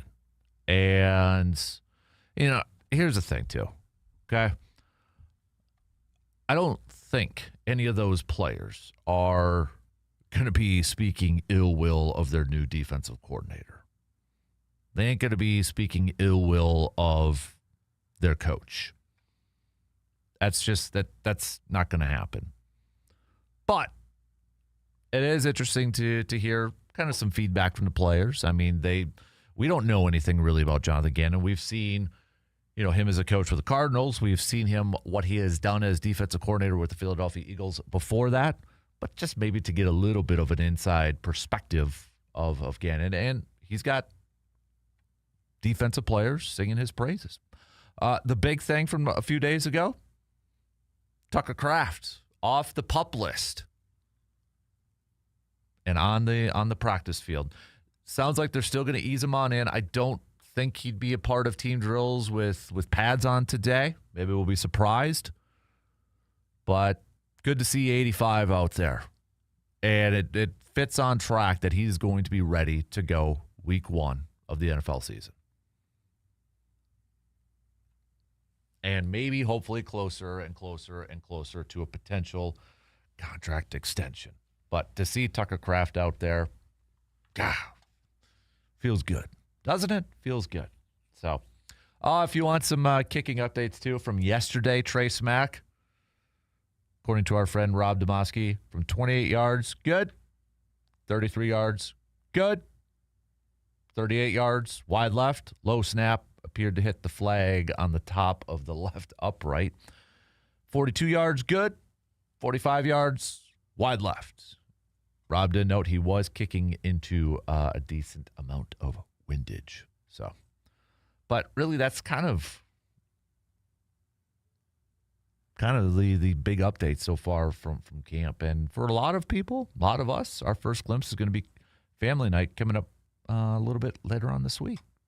So Brandon Cisse did get some more reps with the number one defense. Carrington Valentine dropped out of practice after only doing individual drills. So Brandon Cisse, again, what we were saying last week, give him as many reps with the ones as you can possibly give him. Get him all those reps. Because I think the quicker we can get him on the field when he's ready, get him out there. Get him out there. Cornerback group, major questions between Keyshawn and Carrington being the top two. If Brandon Cisse is going to be the dude for the next few years, get him as many reps with the ones in those team drills that you could possibly get. So I don't want injuries to anybody. I don't want anything like that to happen. But if it opens up opportunities for some of the youngsters that it's very likely that they're going to be called upon to be big-time contributors in the regular season, go do it. But we might get our first glimpse of some real football today with the pads on. So we'll see how that all plays out, right? We do have a football game, though, this week. I know some people want to joke about it and say it's not really a football game, and, well, you have some merit to that. Hall of Fame game Thursday. Got the Cardinals taking on the Panthers for the Hall of Fame game. Hall of Fame class getting inducted this week. Larry Fitzgerald, Drew Brees, right? All those guys going in. So, but we got a game. We got a game playing on Thursday night. In case you just reminder, the class that's going in is Drew Brees, Roger Craig. Everybody played Bo Jackson, Marcus Allen on Tecmo Bo. I was a big 49ers and Roger Craig and Tom Rantham with Joe Montana and Jerry Rice. Ronnie Lott on the defensive side. Roger Craig. I was a big fan of Roger Craig in my youth just because of Tecmo Bowl. But Drew Brees, Larry Fitzgerald, Luke Kuechly, and Adam Vinatieri being enshrined into the Hall of Fame. And that'll be on Saturday. So, all right. Tell you what, let's take a quick break. We'll get back to some more baseball talk as we get set for the trade deadline today. If you didn't have a chance to send us some bold predictions on Friday, you can do so now. Or maybe you want to change some of your bold predictions because maybe your bold prediction was Skubal going to the Brewers. But let me ask you this too. Are the Dodgers ruining baseball? Or do you think that's a little overblown? If you had to pick between the Dodgers or the field to win the World Series, what you picking? And that may answer your question. If you're picking one team over the field, maybe that inadvertently answers the question about whether the Dodgers are ruining baseball or not. Or maybe ruining is not the right word, but maybe making it less fun, less enjoyable. I don't know. How do you feel about it? Let's take a quick break. Back with more in just a little bit.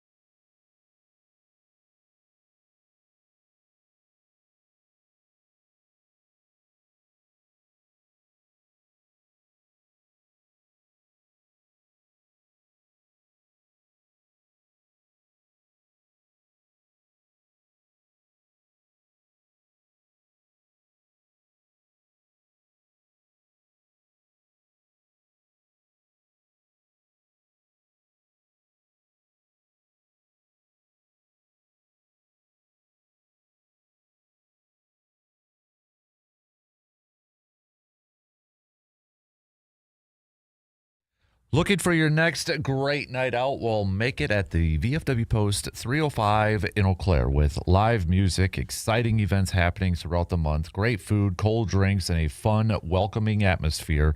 There's always a reason to stop by. Whether you're meeting up with friends or looking for something fun to do, the VFW Post 305 has something for everyone.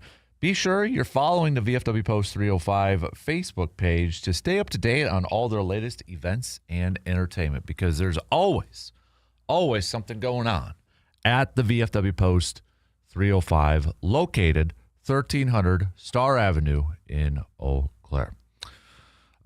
Tim, is Mason Crosby around to help Coach Smack on kicking in Lambeau Field? Dude, I've been clamoring for that for a long time. I've been wanting that for a long time. Josh says sports are never enjoyable when you already know what the outcome is probably going to be. Dodgers are a big problem. Now a team can be upset, but the Dodgers have been right there for... Now a team can be upset, but the Dodgers have been right there for years, and because they spend big bucks at a lot of other teams, it's not right. Kyle says, I think the Skubal trade means no baseball next year. We've got what? I thought I had a couple more. Let me bring it up here. We've got Bo says Dodgers are killing the game. There we go. Bo, Dodgers are killing the game. Bo also says Tucker Kraft is the cheese, and he says move Yelich lower in the lineup. He needs to step up. Also, we've got Paul saying Tecmo KC is where it's at. All right, let's have a little fun. Who was your go-to? If you all played Tecmo Bowl, who was your favorite team? Who was your go-to team? Was it the Raiders? Was it 49ers? Kansas City? Have a little fun with this one. Who was your go-to team in Tecmo? Everybody played Tecmo Bowl, right? I was 49ers. I was never with the Raiders one. But, all right, what's some of the latest rumors and rumblings with the MLB trade deadline happening right now? What's the buzz? Mason Miller, is he going to go? Is he going to stay? I think he stays. I think he stays, unless the Padres get some sort of crazy offer that they can't refuse. I can't see him going. Can't see it. We've got. I think Luis Ariz is it fair to say Luis Ariz is the top position player that's available? And really, we don't have like big home run hitters potentially available at the deadline. I don't know how rare that is, but it just feels like there's not that one dude. I don't think Jeffers is going to get traded by the Twins. I just, So I'm going through MLB.com's list, and they had Jeffers on there. I can't see that one happening. And, back to the Brewers trade from this past weekend. You had Craig Yoho, you had Blake Perkins. Blake Perkins, I was a big Blake Perkins fan. I think he just kind of fell out of the rotation. I mean, if he was able to produce a little bit more from an offensive side of things, okay, maybe he sticks around. Great defensive player, just that offense, not able to stick around. And I hope he does really well with the Guardians. Craig Yoho, I mean, I feel bad for that one because it just never really maybe we set the bar so high for him.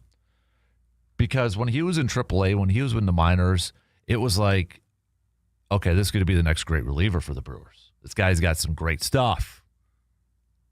Changeup, I mean, he was legit. And he's had some really good outings. I don't want to say he has been a bust by any means. It just, and maybe it was something as simple as we had the bar a little bit too high, or maybe he just needs a break. Maybe he needs a fresh start, excuse me. And I get the return. Brewers fans like, who? What? Huh? Why do we need a catcher? And why are both these players in AAA? They're not helping the team out right now. And when you read the comments from Matt Arnold about why they made this move, I think the big thing is it's a catcher. When you already have Contreras, you have Gary Sanchez, and then you have Jefferson Kiro. And that perplexed a lot of people. Matt Arnold said, we felt like Naylor, and I feel this might have to turn into a drinking game every time Matt Arnold and the Brewers make a trade for what I'm about to say. We felt like Naylor is somebody we've been interested in for a while. How many times have we heard that after the Brewers have acquired somebody like specifically maybe a pitcher? We've been interested in him for a while. He goes on to say, and it's that time of year you want to protect your downside. It adds another layer of depth for us, which I think is really important, especially at this time of the year. He said catching is hard to acquire. Naylor's had some real success in the big leagues on good teams. We think he has some good ingredients and is still young. It's nice for us. And to kind of add on to that, Jefferson Kiro, he's been limited to DH duties since June because of a biceps injury that will prevent him from catching for another 10 days or so. So maybe potentially covering their bases, no pun intended, if something were to happen to Sanchez or Contreras, that they would have another catcher that would be major league ready. If Kiro's not hurt or he's not dealing with a biceps issue, then maybe they don't make this move. But they're probably looking at this, hey, let's just check all the boxes just in case.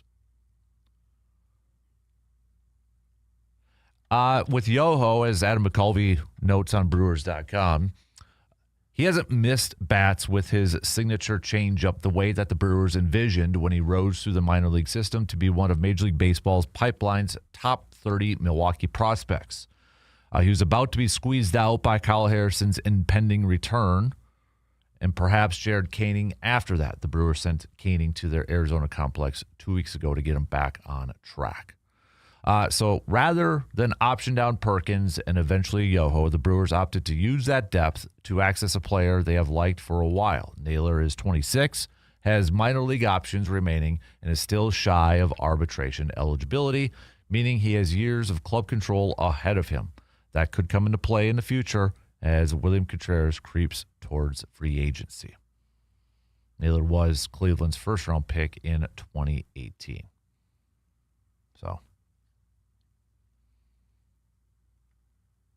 all right. No. Yeah. We got to take a quick break here. So, with this trade, I know it didn't pique the interest of a lot of Brewers fans. It didn't get them excited. And maybe I'm going to look at this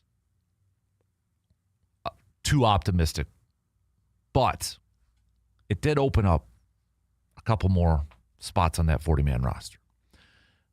Does that mean that there's more moves to be had to fill that 40-man roster? They're going to fill it, whether it's via trade or from their own farm system. They're going to fill it. It's just how and with who or whom. It's going to happen. And again, maybe that's just me being too optimistic with this trade because, yeah, it didn't move the needle. It doesn't get anybody excited. It's names that you probably don't even know or positions that, like, really? Catcher? Huh? It's like the Danny Jansen one. Was it last year? It's like, what? But maybe it's just setting up for some moves to be done by today. Who are those players? Let's go through a list of some potential options that the Crew could acquire before today's deadline. Let's hit that up. Coming up after this quick break.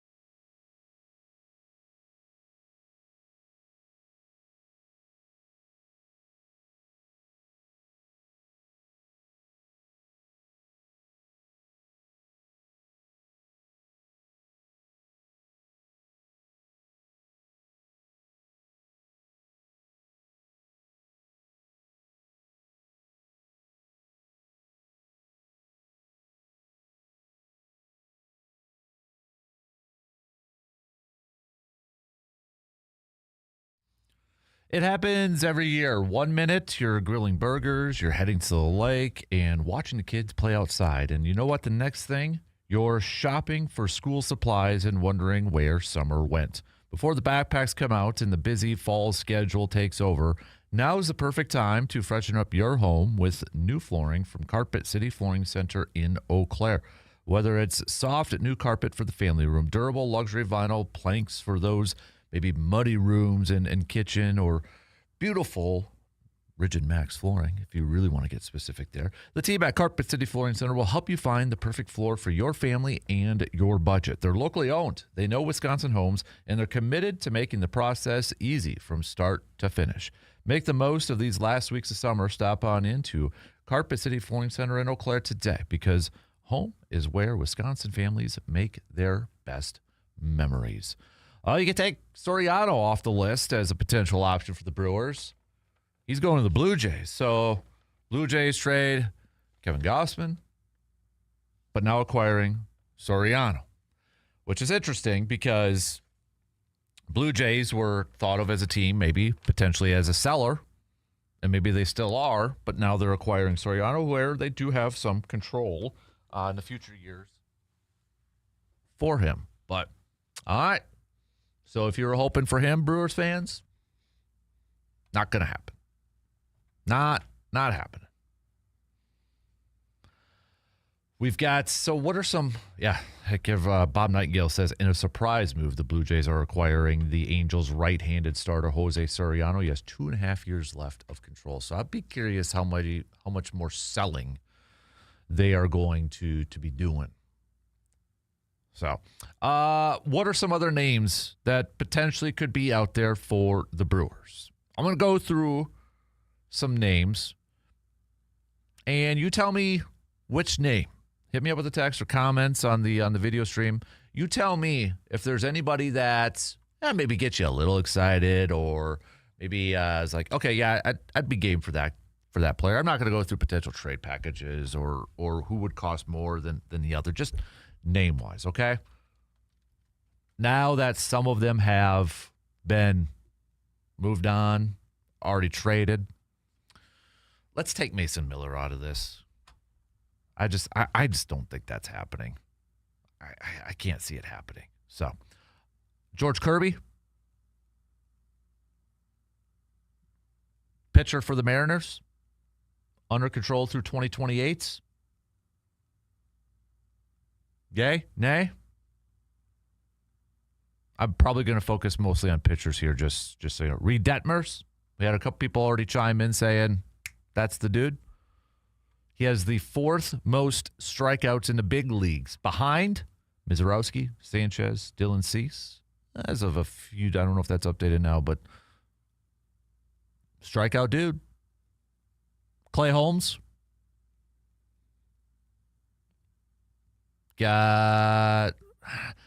talked about this one a little bit on Friday. I don't know if he's going to be traded. Foster Griffin from the Nationals, because there was one. If they get Foster Griffin, I would be ecstatic about that. But apparently, I mean, at some point last week, there was rumors and reports out there that said that he was, or the Nationals wanted to discuss a extension with him. I don't know if that's one. Casey Mize? Okay. Luke Weaver? Yeah, okay. Just going through some of these other pitchers. I threw out Robbie Ray. I'd be good with that one. I'll be honest. I'm probably good with a lot of other pitchers. I don't think you can have too many. As long as you're maybe not moving on for like the Robbie Ray one would be a rental. Casey Mize, I don't think you'd have to give up too much for those guys, right? Could be completely wrong. I still want, my wish list is, I know a lot of people are saying, just kind of run, they're good with starters. I would like one more veteran starter. I don't want to get into a situation where, knock on wood, we have an injury or two, And now all of a sudden we're wondering, how are we going to get through a starting rotation when it comes postseason time? I'd rather get that starter, add some depth to the starting pitching staff, because odds are, let's be real here, odds are injuries are going to happen. Dudes are going to get a little banged up. Get me more pitchers. Get me more pitchers that can give you some starts, that can eat up some innings. That's what I want. I want another starter. I want my four-man rotation to be, I'd feel better about a four-man rotation if it was Miz, Harrison, Henderson, and insert veteran starter here, as opposed to Miz, Harrison, Henderson, Combo, Sproat, Dro, and Robert Gasser. Like, those guys could still have roles, specifically Brandon Sproat and Shane Drowan, coming out of the bullpen.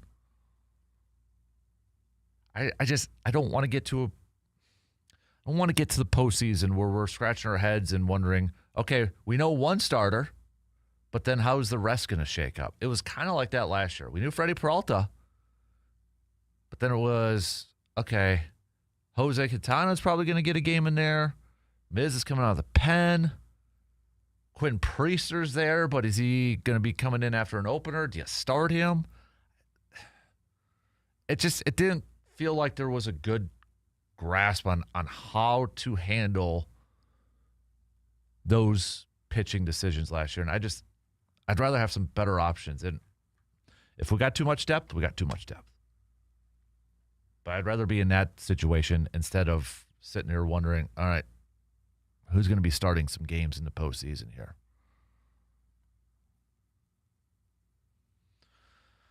Okay, we got to take a quick break as we start to wrap up the third hour. But I want to hear from you, Brewers fans, Twins fans, Cubs fans. What's on your wish list on this trade deadline day? Who do you want? Who's out there that gets you excited? What you got? All right, hit them up. I want to hear from you. Let's take a quick break. We'll be back to wrap up the third hour after these few words.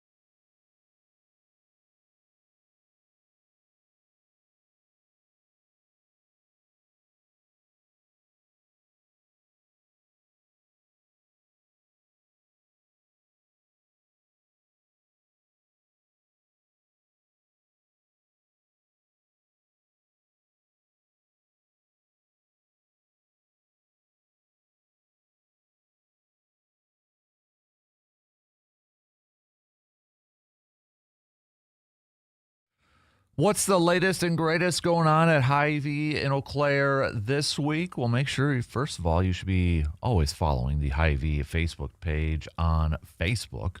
The Hy-Vee Facebook page on Facebook. But for the latest, sometimes they have a 3-day sale. Like maybe if you weren't following their Facebook page, you missed out on the weekend 3-day meat sale that was going on over at Hy-Vee in Eau Claire. But you could go there and right now and see the latest flyer, the weekly ads for this week. That includes, how about this, $8.99 Hy-Vee Choice Reserve Boneless Beef New York Strip Steaks. You can fire up the grills for that one. How about some savings on Hy-Vee Spring Water 24-pack? Gotta hydrate, $3.49. All right, got options with in the produce, meats. You got $2.50 fresh pork loin, America's Cut Chop as well. So Tombstone Pizza, $3.99. It's a heck of a deal. Load up those deep freezers. It's always the big ones we look for in our house because my kid, I swear that's all he could have pizza every day of the week if he wanted to. So we always look when there's deals and sales going on when it comes to frozen pizzas and loading up the deep freezer in the garage with those. But you got sales for soda this week too, Chobani yogurts, a lot of good stuff. And don't forget, when you shop at Hy-Vee in Eau Claire, you can also take advantage of perks, fuel perks, and save at the gas pump too with Hy-Vee in Eau Claire. Just going through some of the texts here.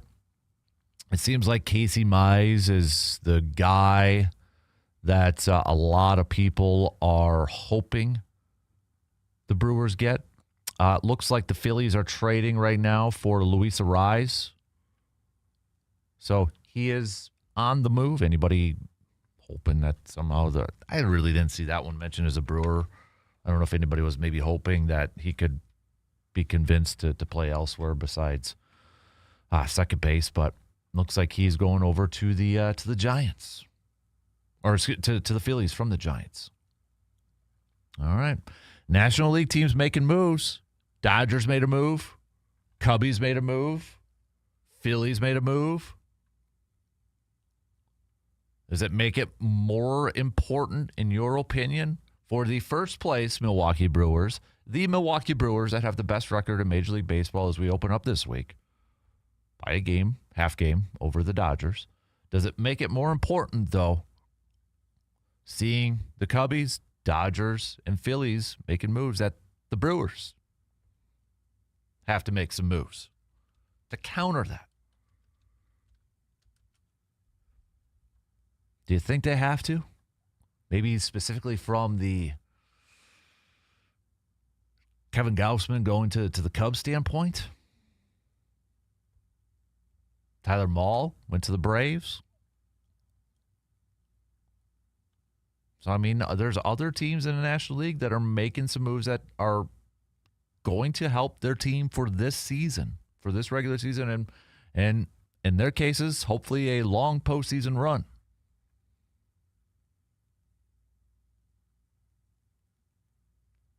What do you think?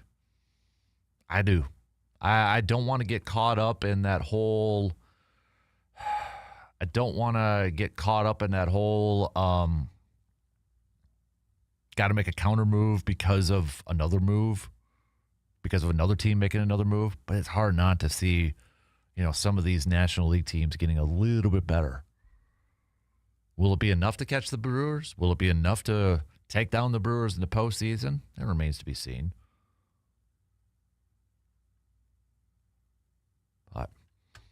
Are you okay if it had to take Logan Henderson, Luis Pena, and then maybe another prospect? If it would have taken that to get the deal done for Skubal, would you have done that? Would you have done that? Or do you think that was a little too rich? You didn't want to give up Logan Henderson. Because I think we all knew it probably would have cost Luis Pena and a prospect. And another prospect. But was the addition of Logan Henderson just a little too much? If it was Brandon Sproat and the Tigers would have been good with that and said, yes, we'll have that. I think a decent, I won't say all, but I think a decent amount of Brewers fans would have made that move. Yeah, it would have stunk to lose Luis Pena. If it was Shane Drowan, okay, probably still. Robert Gasser, I think Brewers fans would have been okay. Again, not all, but you say Logan Henderson, and that's when it gets a little bit more dicey for Brewers fans. Gets a little bit more tricky. It seemed like he was kind of on that verge. I don't know if he was completely untouchable in Brewers fans' minds, but of those other pitchers I just mentioned, the Drones, the Sprouts, and the Robert Gassers, if you had to pick one to keep out of those four, I think the majority would have gone Logan Henderson. And time will tell if it works out and he continues to play at a high level and continues to pitch at a high level. He's still a little bit of an unknown. Let's be real here. When you look at Logan Henderson's career, I mean, he doesn't have a lot of games, 14 career games under his belt at the major league level.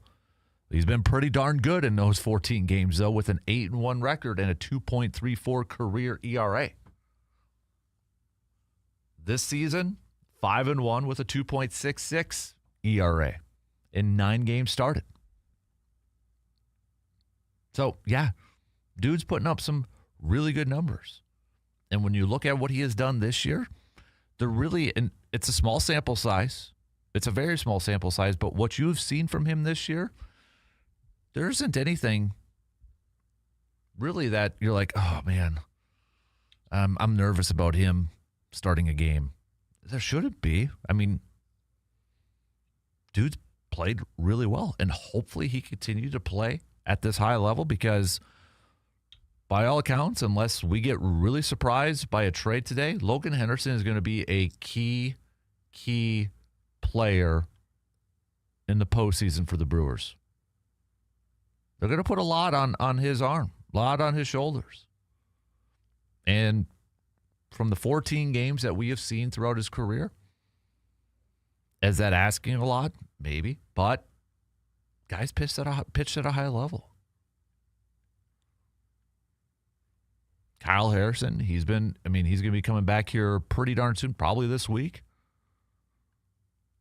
It's going to be a lot on the shoulders for that young pitcher, too. Not a lot of experience, at least from a playoff standpoint.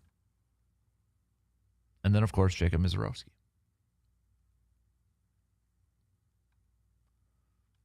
I would like, personally, again, I would like one more starter, a veteran starter, a rental, to finish off the back end of this rotation. Or maybe you plug him in and then, like a Henderson is the fourth starter in that rotation. If they can get a Casey Mize and you throw out Mizorowski, Casey Mize, Henderson, and Harrison, that's a pretty darn good four-man rotation. The question is just going to be, is it good enough to beat the Dodgers? Is it good enough? Regardless of what the Brewers do, even if the Brewers add a Casey Mize or if they add a Robbie Ray or whoever it is out there as a starting pitcher, the question is just going to be, is it still enough to overtake the Dodgers? And honestly, odds makers out there will probably say no. And we won't know that until we see them play, if they do play in the postseason.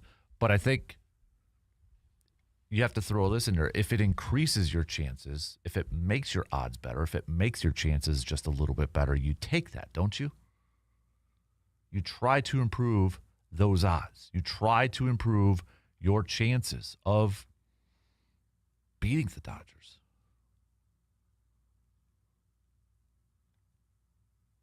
That's kind of how I approach this thing. Oh, the Phillies, see, this is where maybe don't completely close the door on making trades with some rivals within your division. Phillies just acquired Brooks Raley from the Mets. He's got a 1.96 ERA this year with a 5-5 record. He has appeared in 45 games. So maybe don't necessarily close the door on interdivisional teams making some moves and making some trades. Whether that opens the door for some potential Brewers and Reds talks, maybe. Possibly. Still don't think Hunter Green's going to be an option, but I'd be okay with that one too. All right. As we approach the top of the hour, hit me up with who's on your wish list. If you're a Brewers fan, if you're a Cubs fan, if you're a Twins fan, I don't care.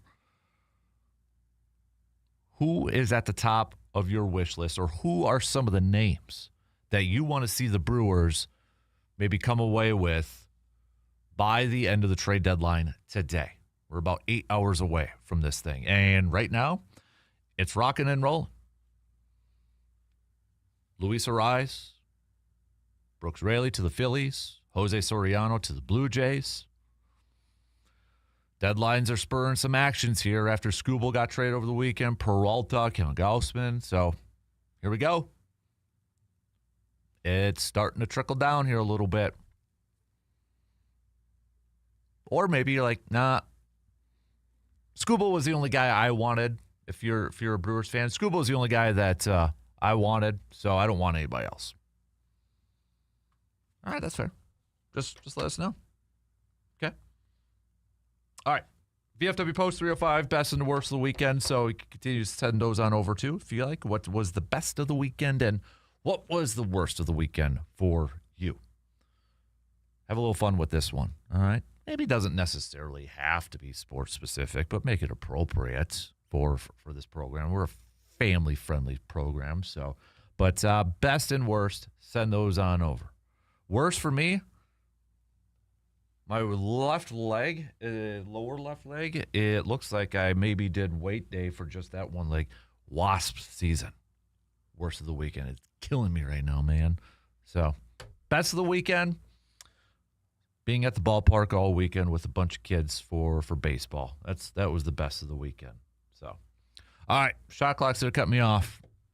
3 in. We got one more to go. We got some news updates, and we'll be back in just a couple minutes.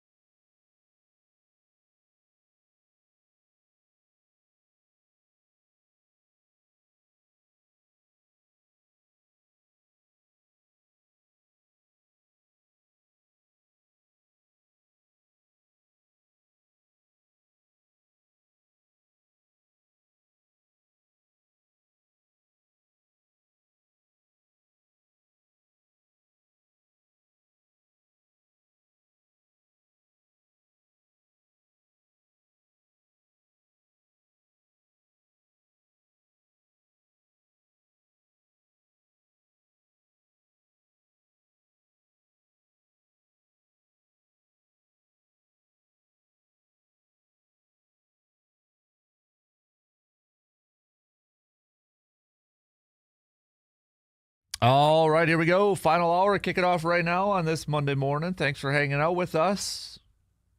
Appreciate it. Hopefully you had a fantastic weekend and you're ready to hit up a brand new work week here.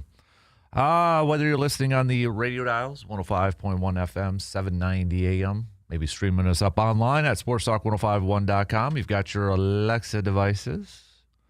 You got the app. You can download that, take it on the go.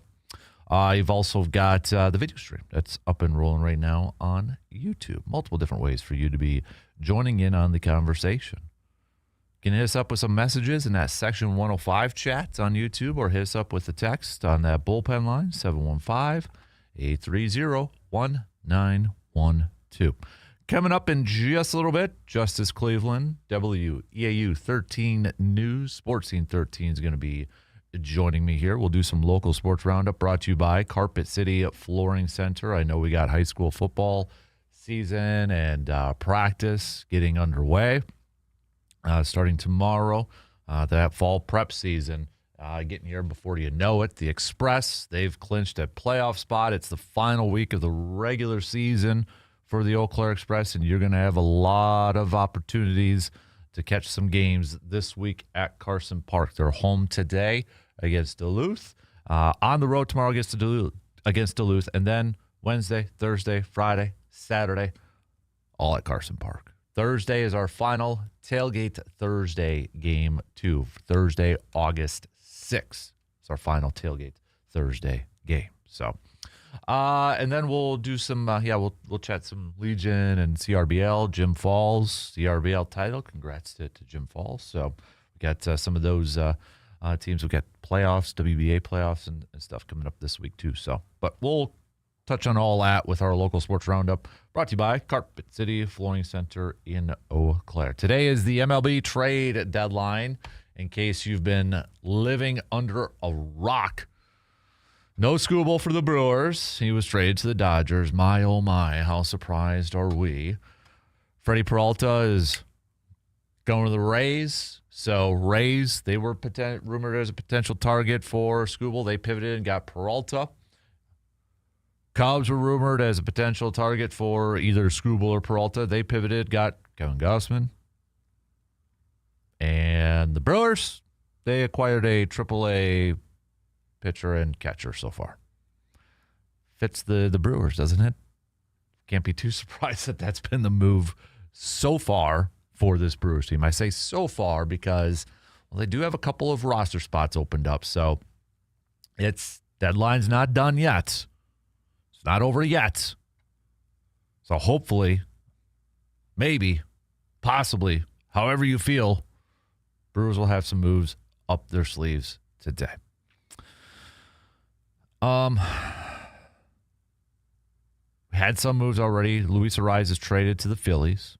So he is gone. We got Soriano traded to the Blue Jays from the Angels. So there have been some moves already made this morning, and it feels like, all right, maybe that dam is starting to break, and maybe we're going to get some more of these players that are getting taken off the board.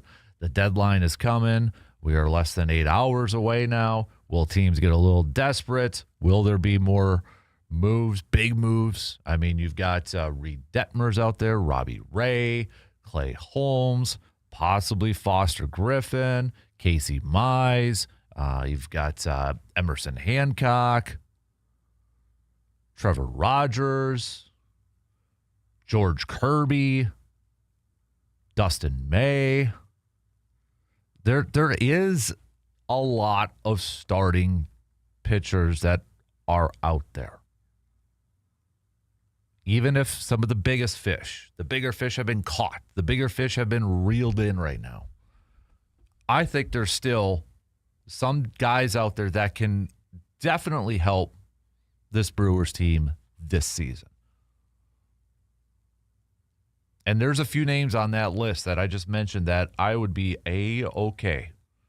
And I'd be happy if the Brewers were able to acquire them. Now, I get it. A lot's going to depend on what they give up, who they gave up.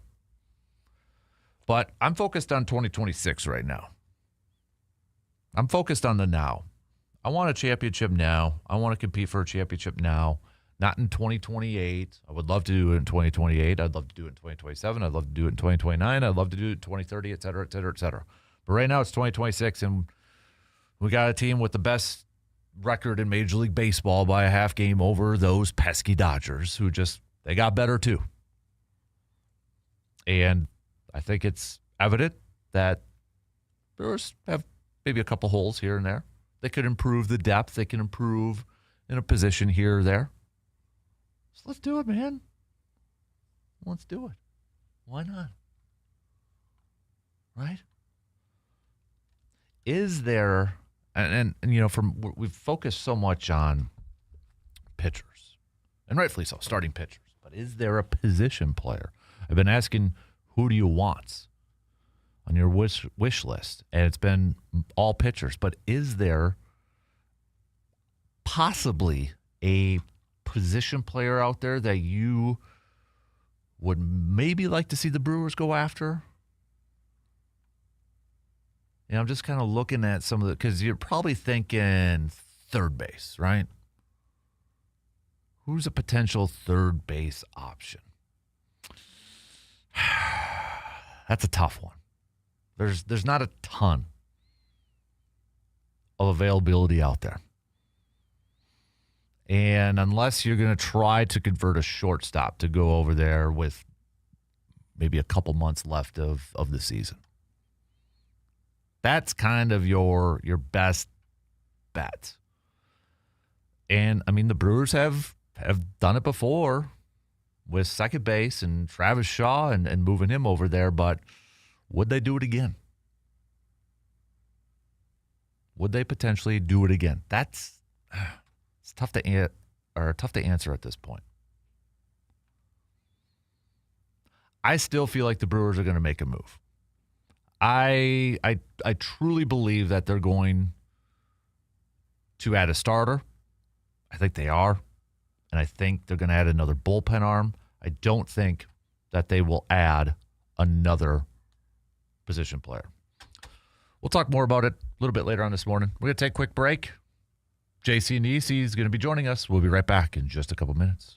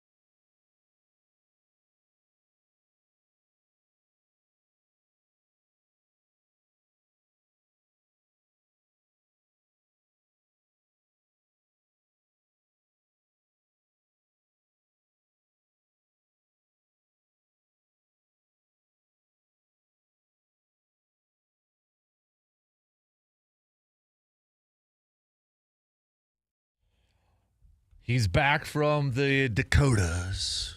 Yes. South, north? North. No south this year. No south? All right. They can have it. I know there's a little bit of a rivalry, would you say? I think there is. More when you live there. Yeah. I mean, South Is it Dakota, a friendly one, or is it like get legit? It's more that they're very, very similar, except that South Dakota has Mount Rushmore, and I think that like puts them over the top for most people's mind. It's a lot of vast plains, high plain desert there. You know. Right.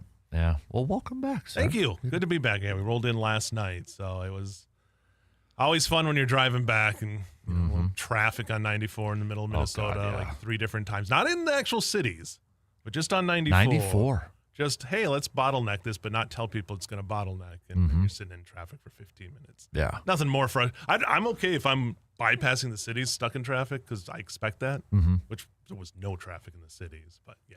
Nice. But we made it, and none worse for the wear. Exactly. Well, perfect timing because, well, let's do just a kind of a quicker version of Local Sports Roundup brought to you by Carpet City Flooring Center. Let's start off with the big one, the Express.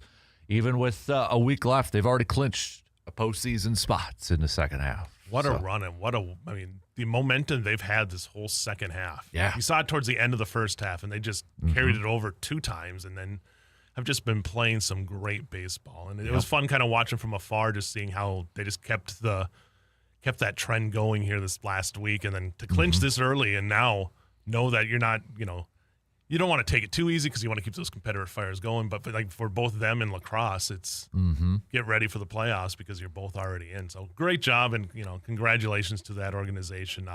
Have nothing but class over there since I've been there, and just been great to me. And it's been fun to watch them get back and make another run. It was 16 years ago. I think today's might actually be the 16th anniversary of me starting at EAU.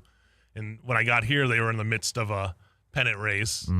Ended up to go on to win the title that year, 16 years ago. Let's hope they can do it again this year. Sweet 16, baby. Yeah, exactly. Perfect. Right? Get the T-shirts printed up already. Exactly. This team, I mean, whether it's been pitching or their offense, I mean, great defensive plays. I saw CJ over the weekend making a diving catch in center field, too. I mean, it's just been contributions all across. It just seems like a very complete, well-rounded team. Yeah, and it's one of the, I would go with this is probably the best well-rounded team I've seen probably since that 2016. They've had teams that can hit, but I've never seen them this locked in on both sides with hitting and pitching, and fielding obviously has been great too. So, yeah, I think it's a great formula they've got going. It took a while for them to click this year, but once they've started clicking, holy cow, they've been just amazing to watch. Yeah, so and they've got plenty more options this week if you want to go check out an Express game. They're home tonight against Duluth, on the road tomorrow against Duluth, but then home for the next 4 games to wrap up the regular season. And how great is that? A chance to see a playoff-bound team and get a chance to see these players as they get warmed up for those playoff games. And I can imagine that that playoff matchup with lacrosse should be. I mean, you're talking about 2 teams all season long have been 2 of the better teams in the Northwoods League, and you add a little bit of that rivalry into it too. So it should be a heck of a playoff. They've had some dramatic games. I know lacrosse got that. I think it was a walk-off win a few weeks ago, and they've battled each other very well this year. So it's going to be a fun one. Yep. I know CRBL wrapped up. You got the Jim Fall Sturgeons. I know Brandon kind of talked about it on Friday, kind of the resurgence of that team and becoming CRBL champions. So I mean, they were 500 basically last year, and then things just kind of started. We've talked about the Express when things start clicking, and you get guys that have been around each other for a few more years and had a few different pieces, and it really worked well for Jim Falls. And what a fun league. I mean, we were really blessed to have a community league like that right around here where you get these guys who are out there playing for the love of it, just a chance to continue swinging the bat. Some of those guys will still go on. Obviously, we saw like Hunter Ginter, go off LaQuay, and other guys have played in the CRBL and make a name for themselves. So it's a chance to Varsho. Yeah. Yeah. Just like these guys who, you keep swinging the bats, keep throwing the ball, and you get a chance. And we have so many great baseball organizations in this city alone, in this area alone. It's been great to see, and the CRBL is just another example of that. Cavs have another outstanding season, regular season champions, and state league play will now start up. Yep. It just keeps going. You forget that after the CRBL championship, they're playing for state hardware. So right, exactly. Good chance for some of those teams to make their name known around the state as well. Yep. So got that going on. I know Legion Baseball's been going on with some postseason stuff too, as that continues to roll right along. And then you've got high school football practice starting tomorrow. It's crazy. Here we are, August 3rd. What, August 4th? Is August 3rd. August 3rd, Yeah, today. That's what happens when you're on vacation. You lose track of dates. But, yeah, it's crazy that it's already here. But, I mean, it's going to be fun to see all the, new faces and new places there with Sins taking over in North. I think that's one that people are really looking at to see. Him coming back to Eau Claire after coaching at Memorial. Menominee. Memorial. Coaching in Eau Claire. Sorry, yeah. No, my bad. But, he's been – it's funny because I feel like he was one of my first interviews. Also, when I did football pre's, went over to when he was at Mondovi and talked to him. So it's like we're both getting older together there, me and Mike. Hey, to be fair, I thought he was older than, because of just how long he's been coaching. Yeah, he was young when he started. So, yeah, it's been I'm looking forward to it, just the storylines. And just the fun, it's really, for these kids, it's something that they'll remember forever. No matter, how the teams do and stuff. You have these camps, you're with these guys for 3.5, 4 months.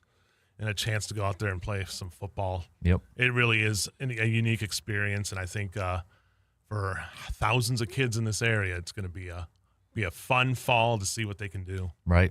I agree. All right, that's a quick look at your local sports roundup brought to you by Carpet City Flooring Center, which is going to get a whole lot bigger when we get into the full fall prep season. So that's just the start, and everything else will start up here very soon for practices and. Yeah, before you know it, in a couple of weeks, we'll have actual games and contests. So. Yep. We know it's trade deadline day. Okay, so we mentioned a little bit earlier here, the Phillies acquired Luis Arraez. Bob Nightingale just said the Phillies are planning on moving Bryce Harper to right field. Luis Arraez will play second base. Bryson Stott will play third base. So Bryce Harper moving from first back to the outfield and right field. Arraez is such a good bat to have, just a guy who can make contact anywhere. And when you're, get to those playoff games and it's 1 or 2 run games and you have a guy who more than likely isn't going to strike out. Yep. And can have bat with that high batting average and good IQ up there at the plate. I think that's a good piece for them to get. Brewers' dreams, my dreams of Skubal were thrown in the trash over the weekend. Dodgers got also Freddie Peralta going to the Rays. So they the talk because you're in North Dakota, so it's not like the Brewers are the top subject there. But you're seeing like the Freddie Peralta talk going on about possible reuniting with the Brewers, stuff like that. But the Rays, I think he would do better on the Brewers. I just think the familiarity with that team, but. Somebody else is like, hey, we need an arm. Brewers have been able to at least find guys and throw them in there where the Rays probably were like, okay, we're a little more desperate. We don't have the depth that down maybe in the farm system. So right. And the Brewers weren't going to overpay. No. They did make the move over the weekend that freed up a couple of roster spots, which still tells me, Justice, I think they are planning on making a couple more moves. Oh, they're going to try. They're definitely looking to shore up things. I mean, it's, kudos to the Brewers for being able to turn a guy who was just DFA'd last month in Blake Perkins and getting some depth there at that pitching and that catcher. So, hey, why not? Yeah, I know it's like for a lot of fans, they questioned the move because, catcher, when you put, we got Contreras, we've got Sanchez, but then I think when you hear, Jefferson Quiro's been kind of relegated to DH role with a shoulder injury, and they potentially could be just one injury away from having catching issues. Yeah. And I think that was in play a big reason for this move. Gary Sanchez isn't getting any younger. Right. He's a veteran guy, and he's also a guy that you need if you can play DH or I think they've thrown him out there at first. If I'm not mistaken. Both Kim and Contreras have both played at first. Yep. So I think once you get towards the playoffs, they're having a veteran catcher like that. He's not even that old. He's 26 years old or something like that. He's a former first-round pick. Yep, 2018. Philip Chorzay, our weekend guy over at EAU, sent a joke. He's like, he wanted to make a T-shirt, said we drafted him in the first round and all we got is Blake Perkins in return. But again, that credits to those Brewers for just making kind of a savvy move there, and hey, maybe it turns out to like Andrew Vaughn, where he was a former first rounder and That's what the Brewers have been doing. It's like, Yeah. hey, we know these guys there's potential to be unlocked. It's just a matter of maybe finding the right tweak, and next thing you know, maybe this guy's living up to that first round potential. Right. I will say this with the Luis Ariz going to the Phillies, it does make that lineup, I think, really interesting because you got a base hitter at the top, and then but then you got Schwarber. Do you move Schwarber out of that leadoff and maybe at 2 and Ariz at leadoff, and then you got Bryce Harper, and it's like, oh moly. Yeah, that's going to be a tough lineup to try to go 1, 2, 3 against. And, Yep. And it's like Ariz and Schwarber kind of are like the yin and the yang there, but that's good for them. I mean, you have a guy who you know is going to make contact, and that's going to give that guy Schwarber who can launch it to the moon, almost more carte blanche to just swing as hard as he can. Right. Which I don't think he really never stops, but he's the modern day Rob Deere. There you go. I like it. That's a great analogy. Just swing that's a hard, great one. and hopefully you make contact, which he does a lot. So we've been throwing out names. I mean, it's fun to kind of pinpoint, and I did it. I'd like this guy. I'd like that guy. He'd be really good too. Best approach is probably just sit here and wait and see what happens. I mean, that's all you can do. Yeah. So I'm confident. I'm fairly confident, maybe too confident they're going to make a move or two. I feel like they need a veteran starter to go with this group. Biz, Harrison, Logan Harrison, and give me a veteran starter, and I feel like that's a solid group. Yeah, and it's just kind of the tough thing is I don't see them swinging for the fences. I don't even know if they're like, who would you swing for the fences for at this point? Right, because Scooble's gone. Yeah, so. and that's the one guy that you were like, okay, this is the guy that has would come in, and but it wasn't going to happen. So I don't know. Like, who are the names that they're throwing out there? Any? Do you have any? Robbie Ray. I had this up. Here we go. Robbie Ray. I mean, there's Reed Detmers, Casey Mize, Foster Griffin. I mean, there's a lot of starting pitchers that are potentially available, like rental veteran type of guys. Which is what you kind of do if you're in this case, if you're the Brewers. So yeah, I mean, there's not going to be a name out there that's going to be like, oh my goodness. It's not CC. No, there's not a CC move to even be made at this point because that move has already been. So let me throw out a what if. Okay. If the Brewers didn't have Mizorowski this year, but they were still playing really well, maybe not first place, but competing for first in the division. They didn't have Mizorowski. Everything else is the same. Do you think then they go all in for Tarek Skubal? Kind of like what they did with CC in 08? I don't. You don't? I really just don't know if Antanasio would. He did with CC. I know he did with CC. But I think at that point he was like, this is a once-in-a-generational chance. I feel like now this team has been consistently good without. What if it was same record, everything was the same, just take Miz out and you needed a frontline starter?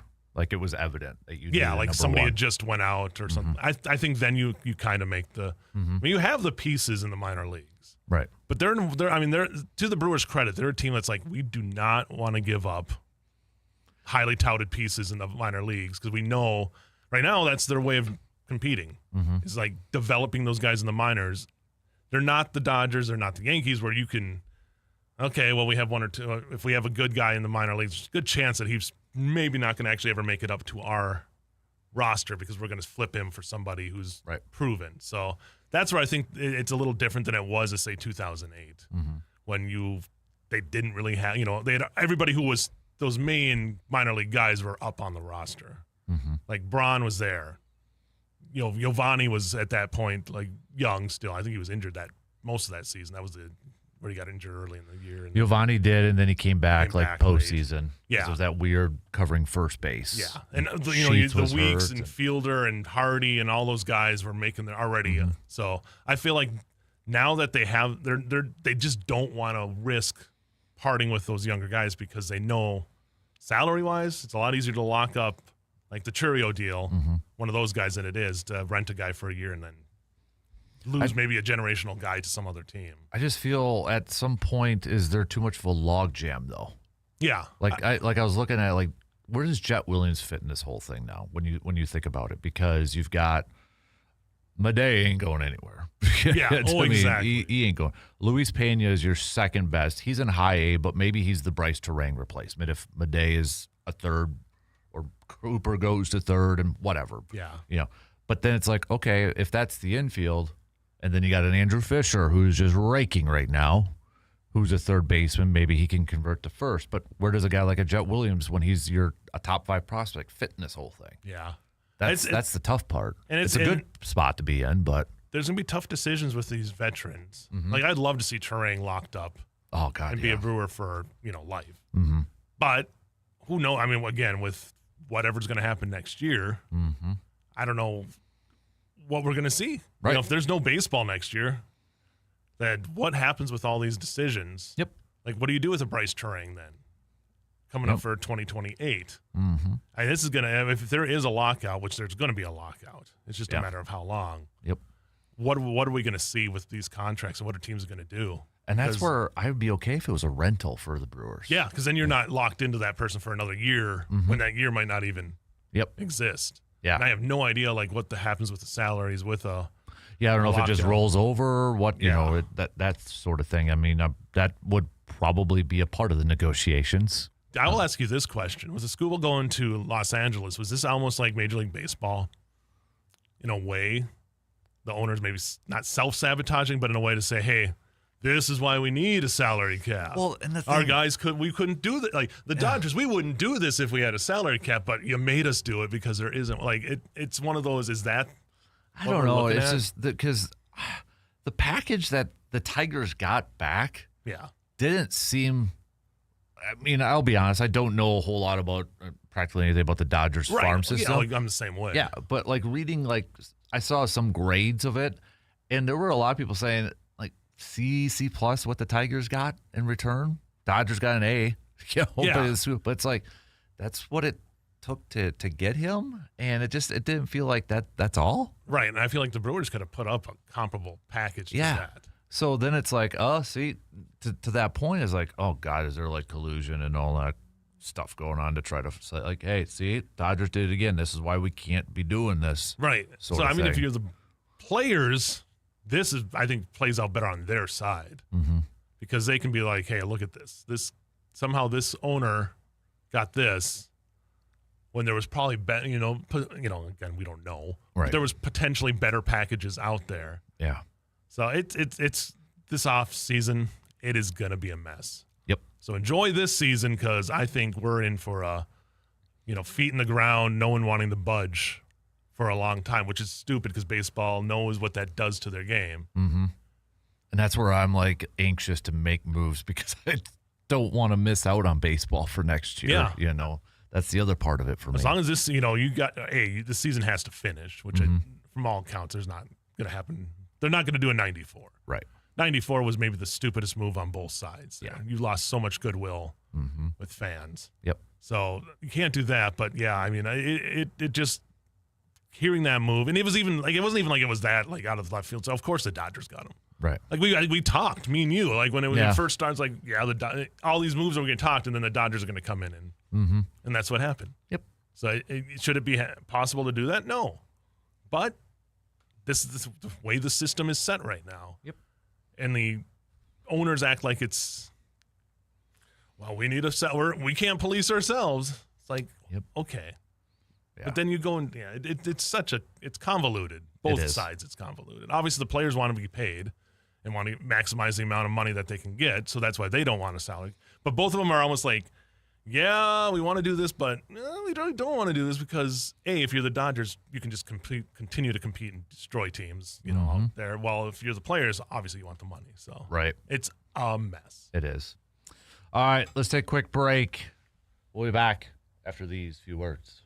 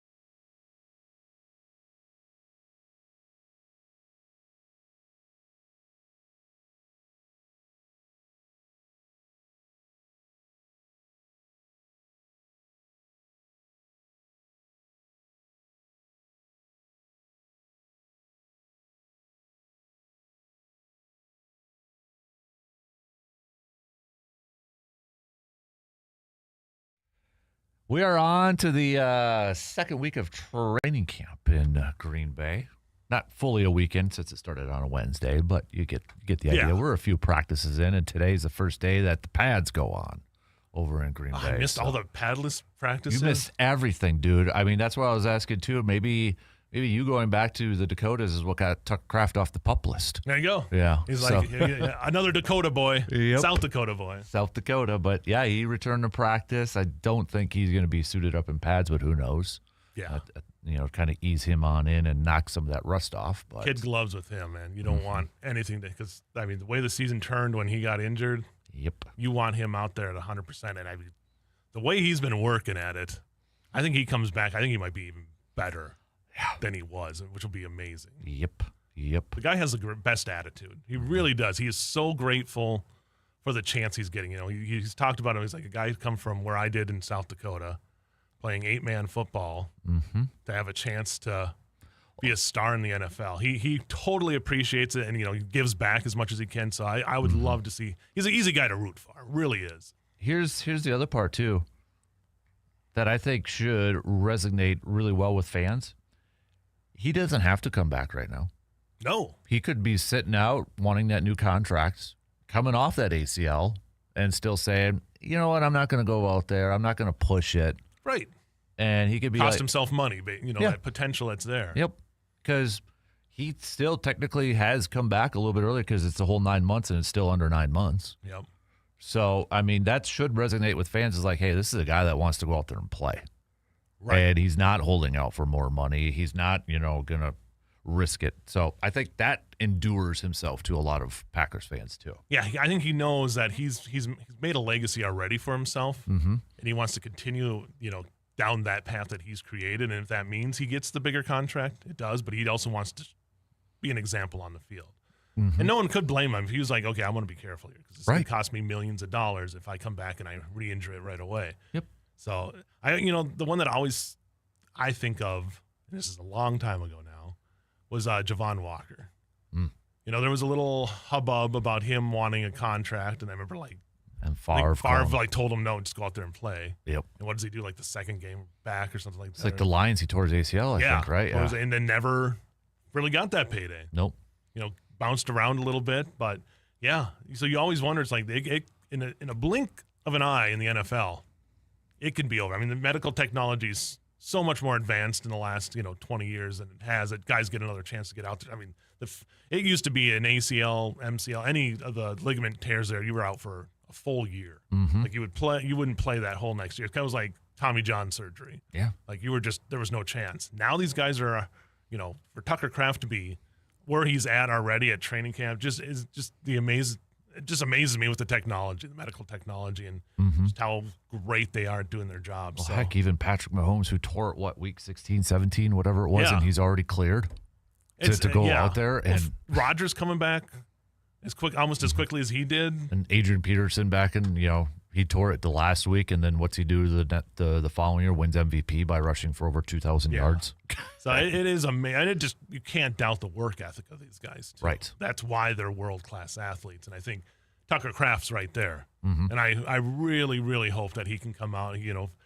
Kraft and Parsons are your two, each side of the coin there, the offense and defense, of who you're waiting to see them on the field. It's just you don't want them to – you don't want to rush them back too early because – major cogs in the potential for this team to have any chance to lift a Lombardi trophy. I completely agree.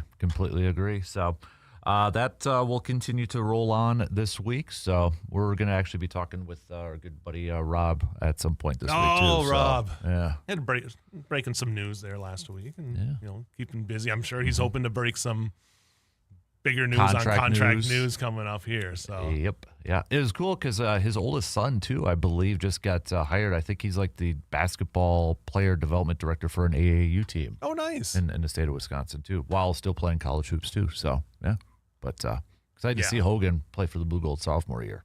So, Rowan. Yeah. Hogan's the older one. Rowan's the second. Thank you. You gave me a look, and I'm like, nope.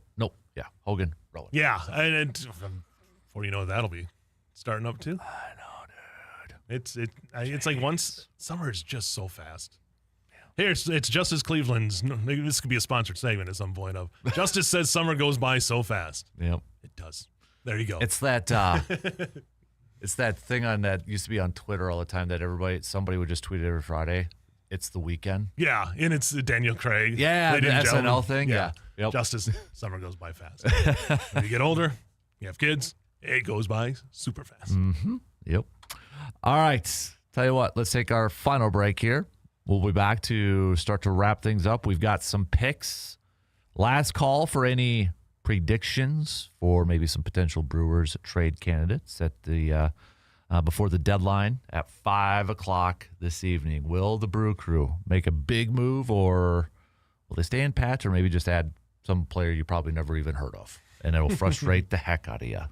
It's a good thing tomorrow is a Grind My Gears Tuesday, just in case. I'm sure, yeah. But we'll take a quick break and start to wrap up things after these few words.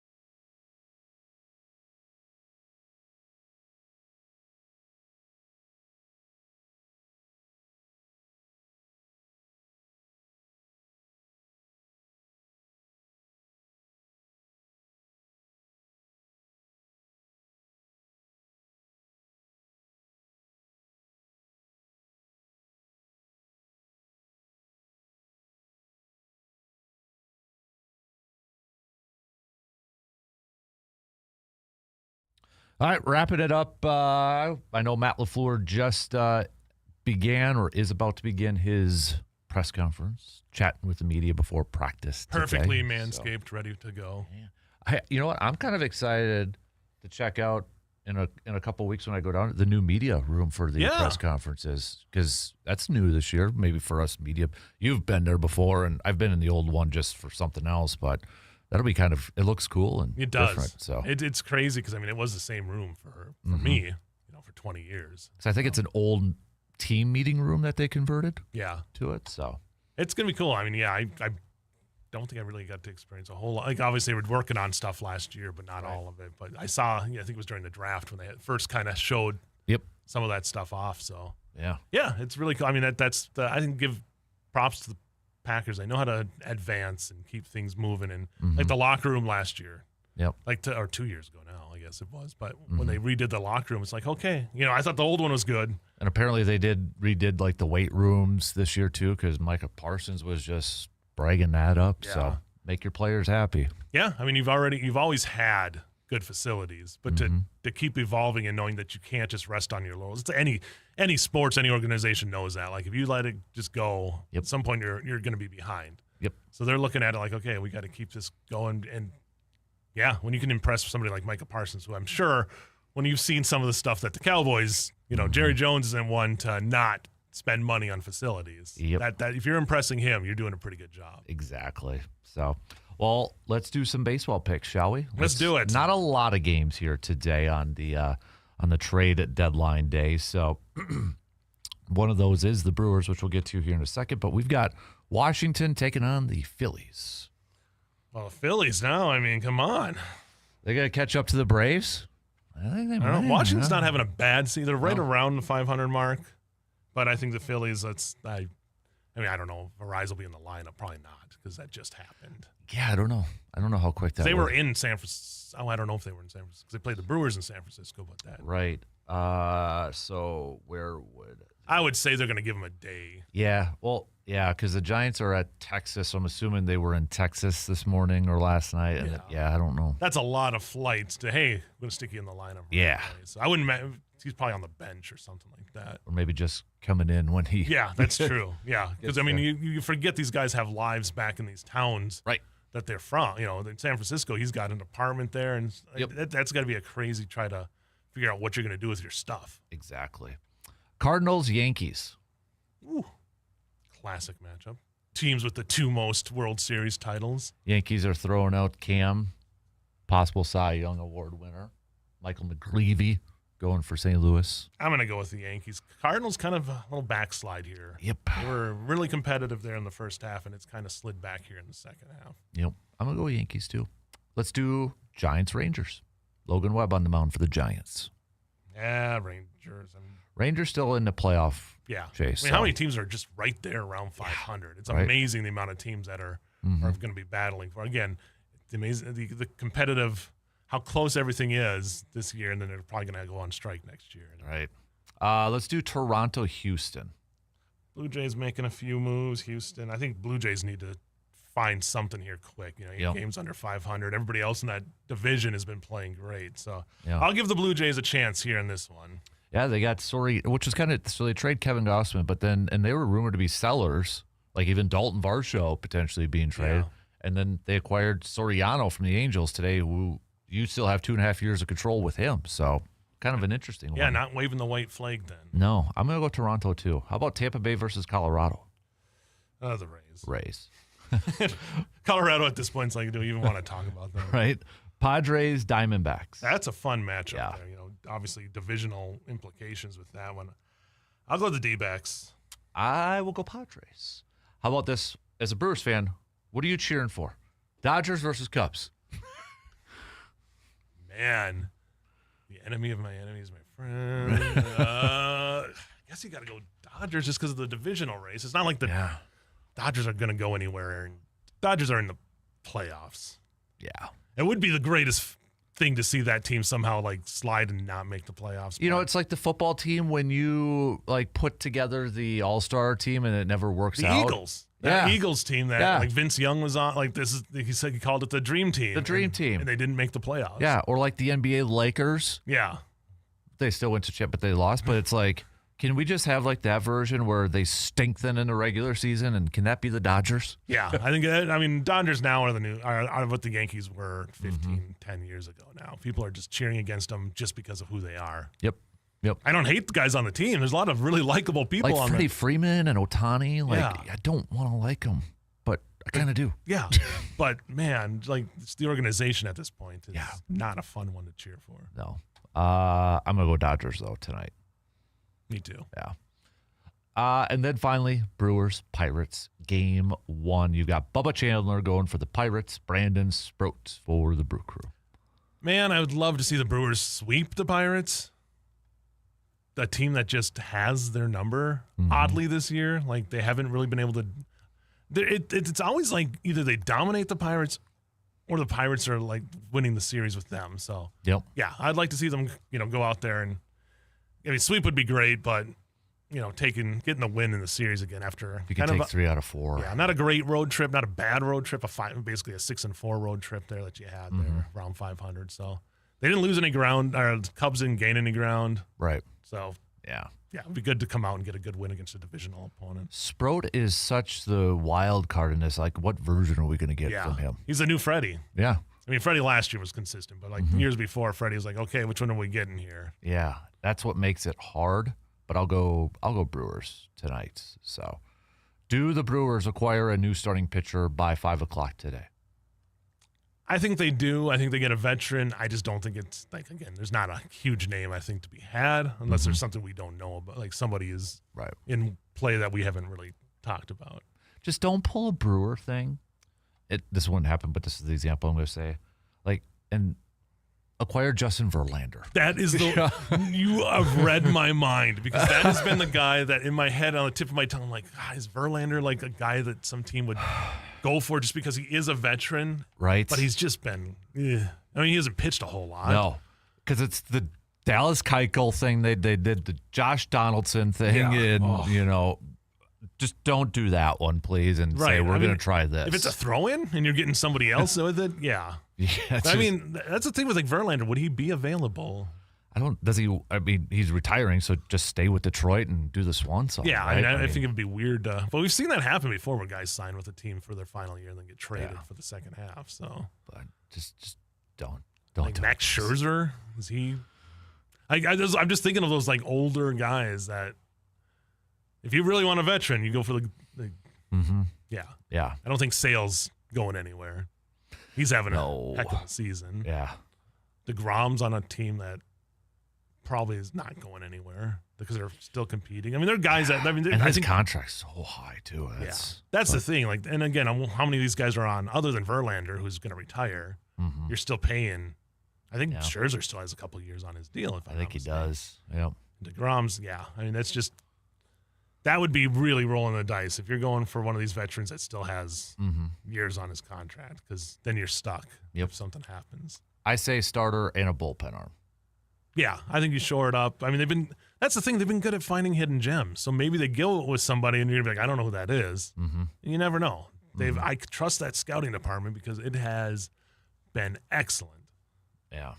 Yeah, or maybe they don't go bullpen because they've acquired a couple of bullpen arms already from the Astros and now the Guardians. So maybe you just look starter, then it's a trickle down when you add a starter, like Stroman goes back to the pen or Sproat goes to the pen. And quickly, who would you see on that staff that they would potentially flip?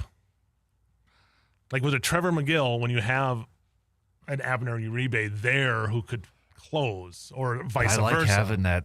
Because remember what happened last year? McGill got hurt. Right. And then Abner stepped in, so I kind of want to protect having those two. I agree. I just think, I'm wondering a start like a Robert Gasser. I think that would be more. Those guys that have kind of had to, have bounced a little bit. Not bounced around, but the injury, come back. Yep. So I think there's guys that they could flip if they needed to, if like another team wanted a starter, potential or longer guy to go back. But I just hate messing with that like any of those guys because they've been. And I just feel like Gasser's a better starter, so I don't know how effective he'd be coming out of the pen for the Brewers. Yeah. And assuming Quinn Priester will be back next year, so you got that too. So Ashby you should be able to flip him for anybody. I mean, the guy's got the best record, one of the best records in the. Well, maybe it is time to flip him if he's kind of shown some signs, maybe over usage a little bit in the first half, but. We were actually talking about him a little bit earlier on, how many games he was opened for in the postseason for the Brewers last year. It's like all over the place. Yeah, he really has been kind of a Swiss Army knife when it comes to that bullpen. They've thrown him everywhere. Yep. But hey, by the way, next Thursday, really quick, because I got 15 seconds, Packers-Steelers, preseason game number 1. Aaron Rodgers apparently is going to be playing 30 or 40 plays. There we go. Mike McCarthy's making him do it. So, the dissension already began. No, just kidding. all right. So playing the whole game. Do it. So, all right, Positive. JC. Appreciate it, buddy. We got to take, we're done. I can't take a break. We'll We're take done. a 24 or 21 hour 21-hour break. 20-hour break. 6 a.m. tomorrow, whatever that math is. So You got to do the math. yeah. Maybe we'll have some new Brewers players to talk about. Maybe we won't. We can vent about that. We'll talk to you 6 a.m. tomorrow morning.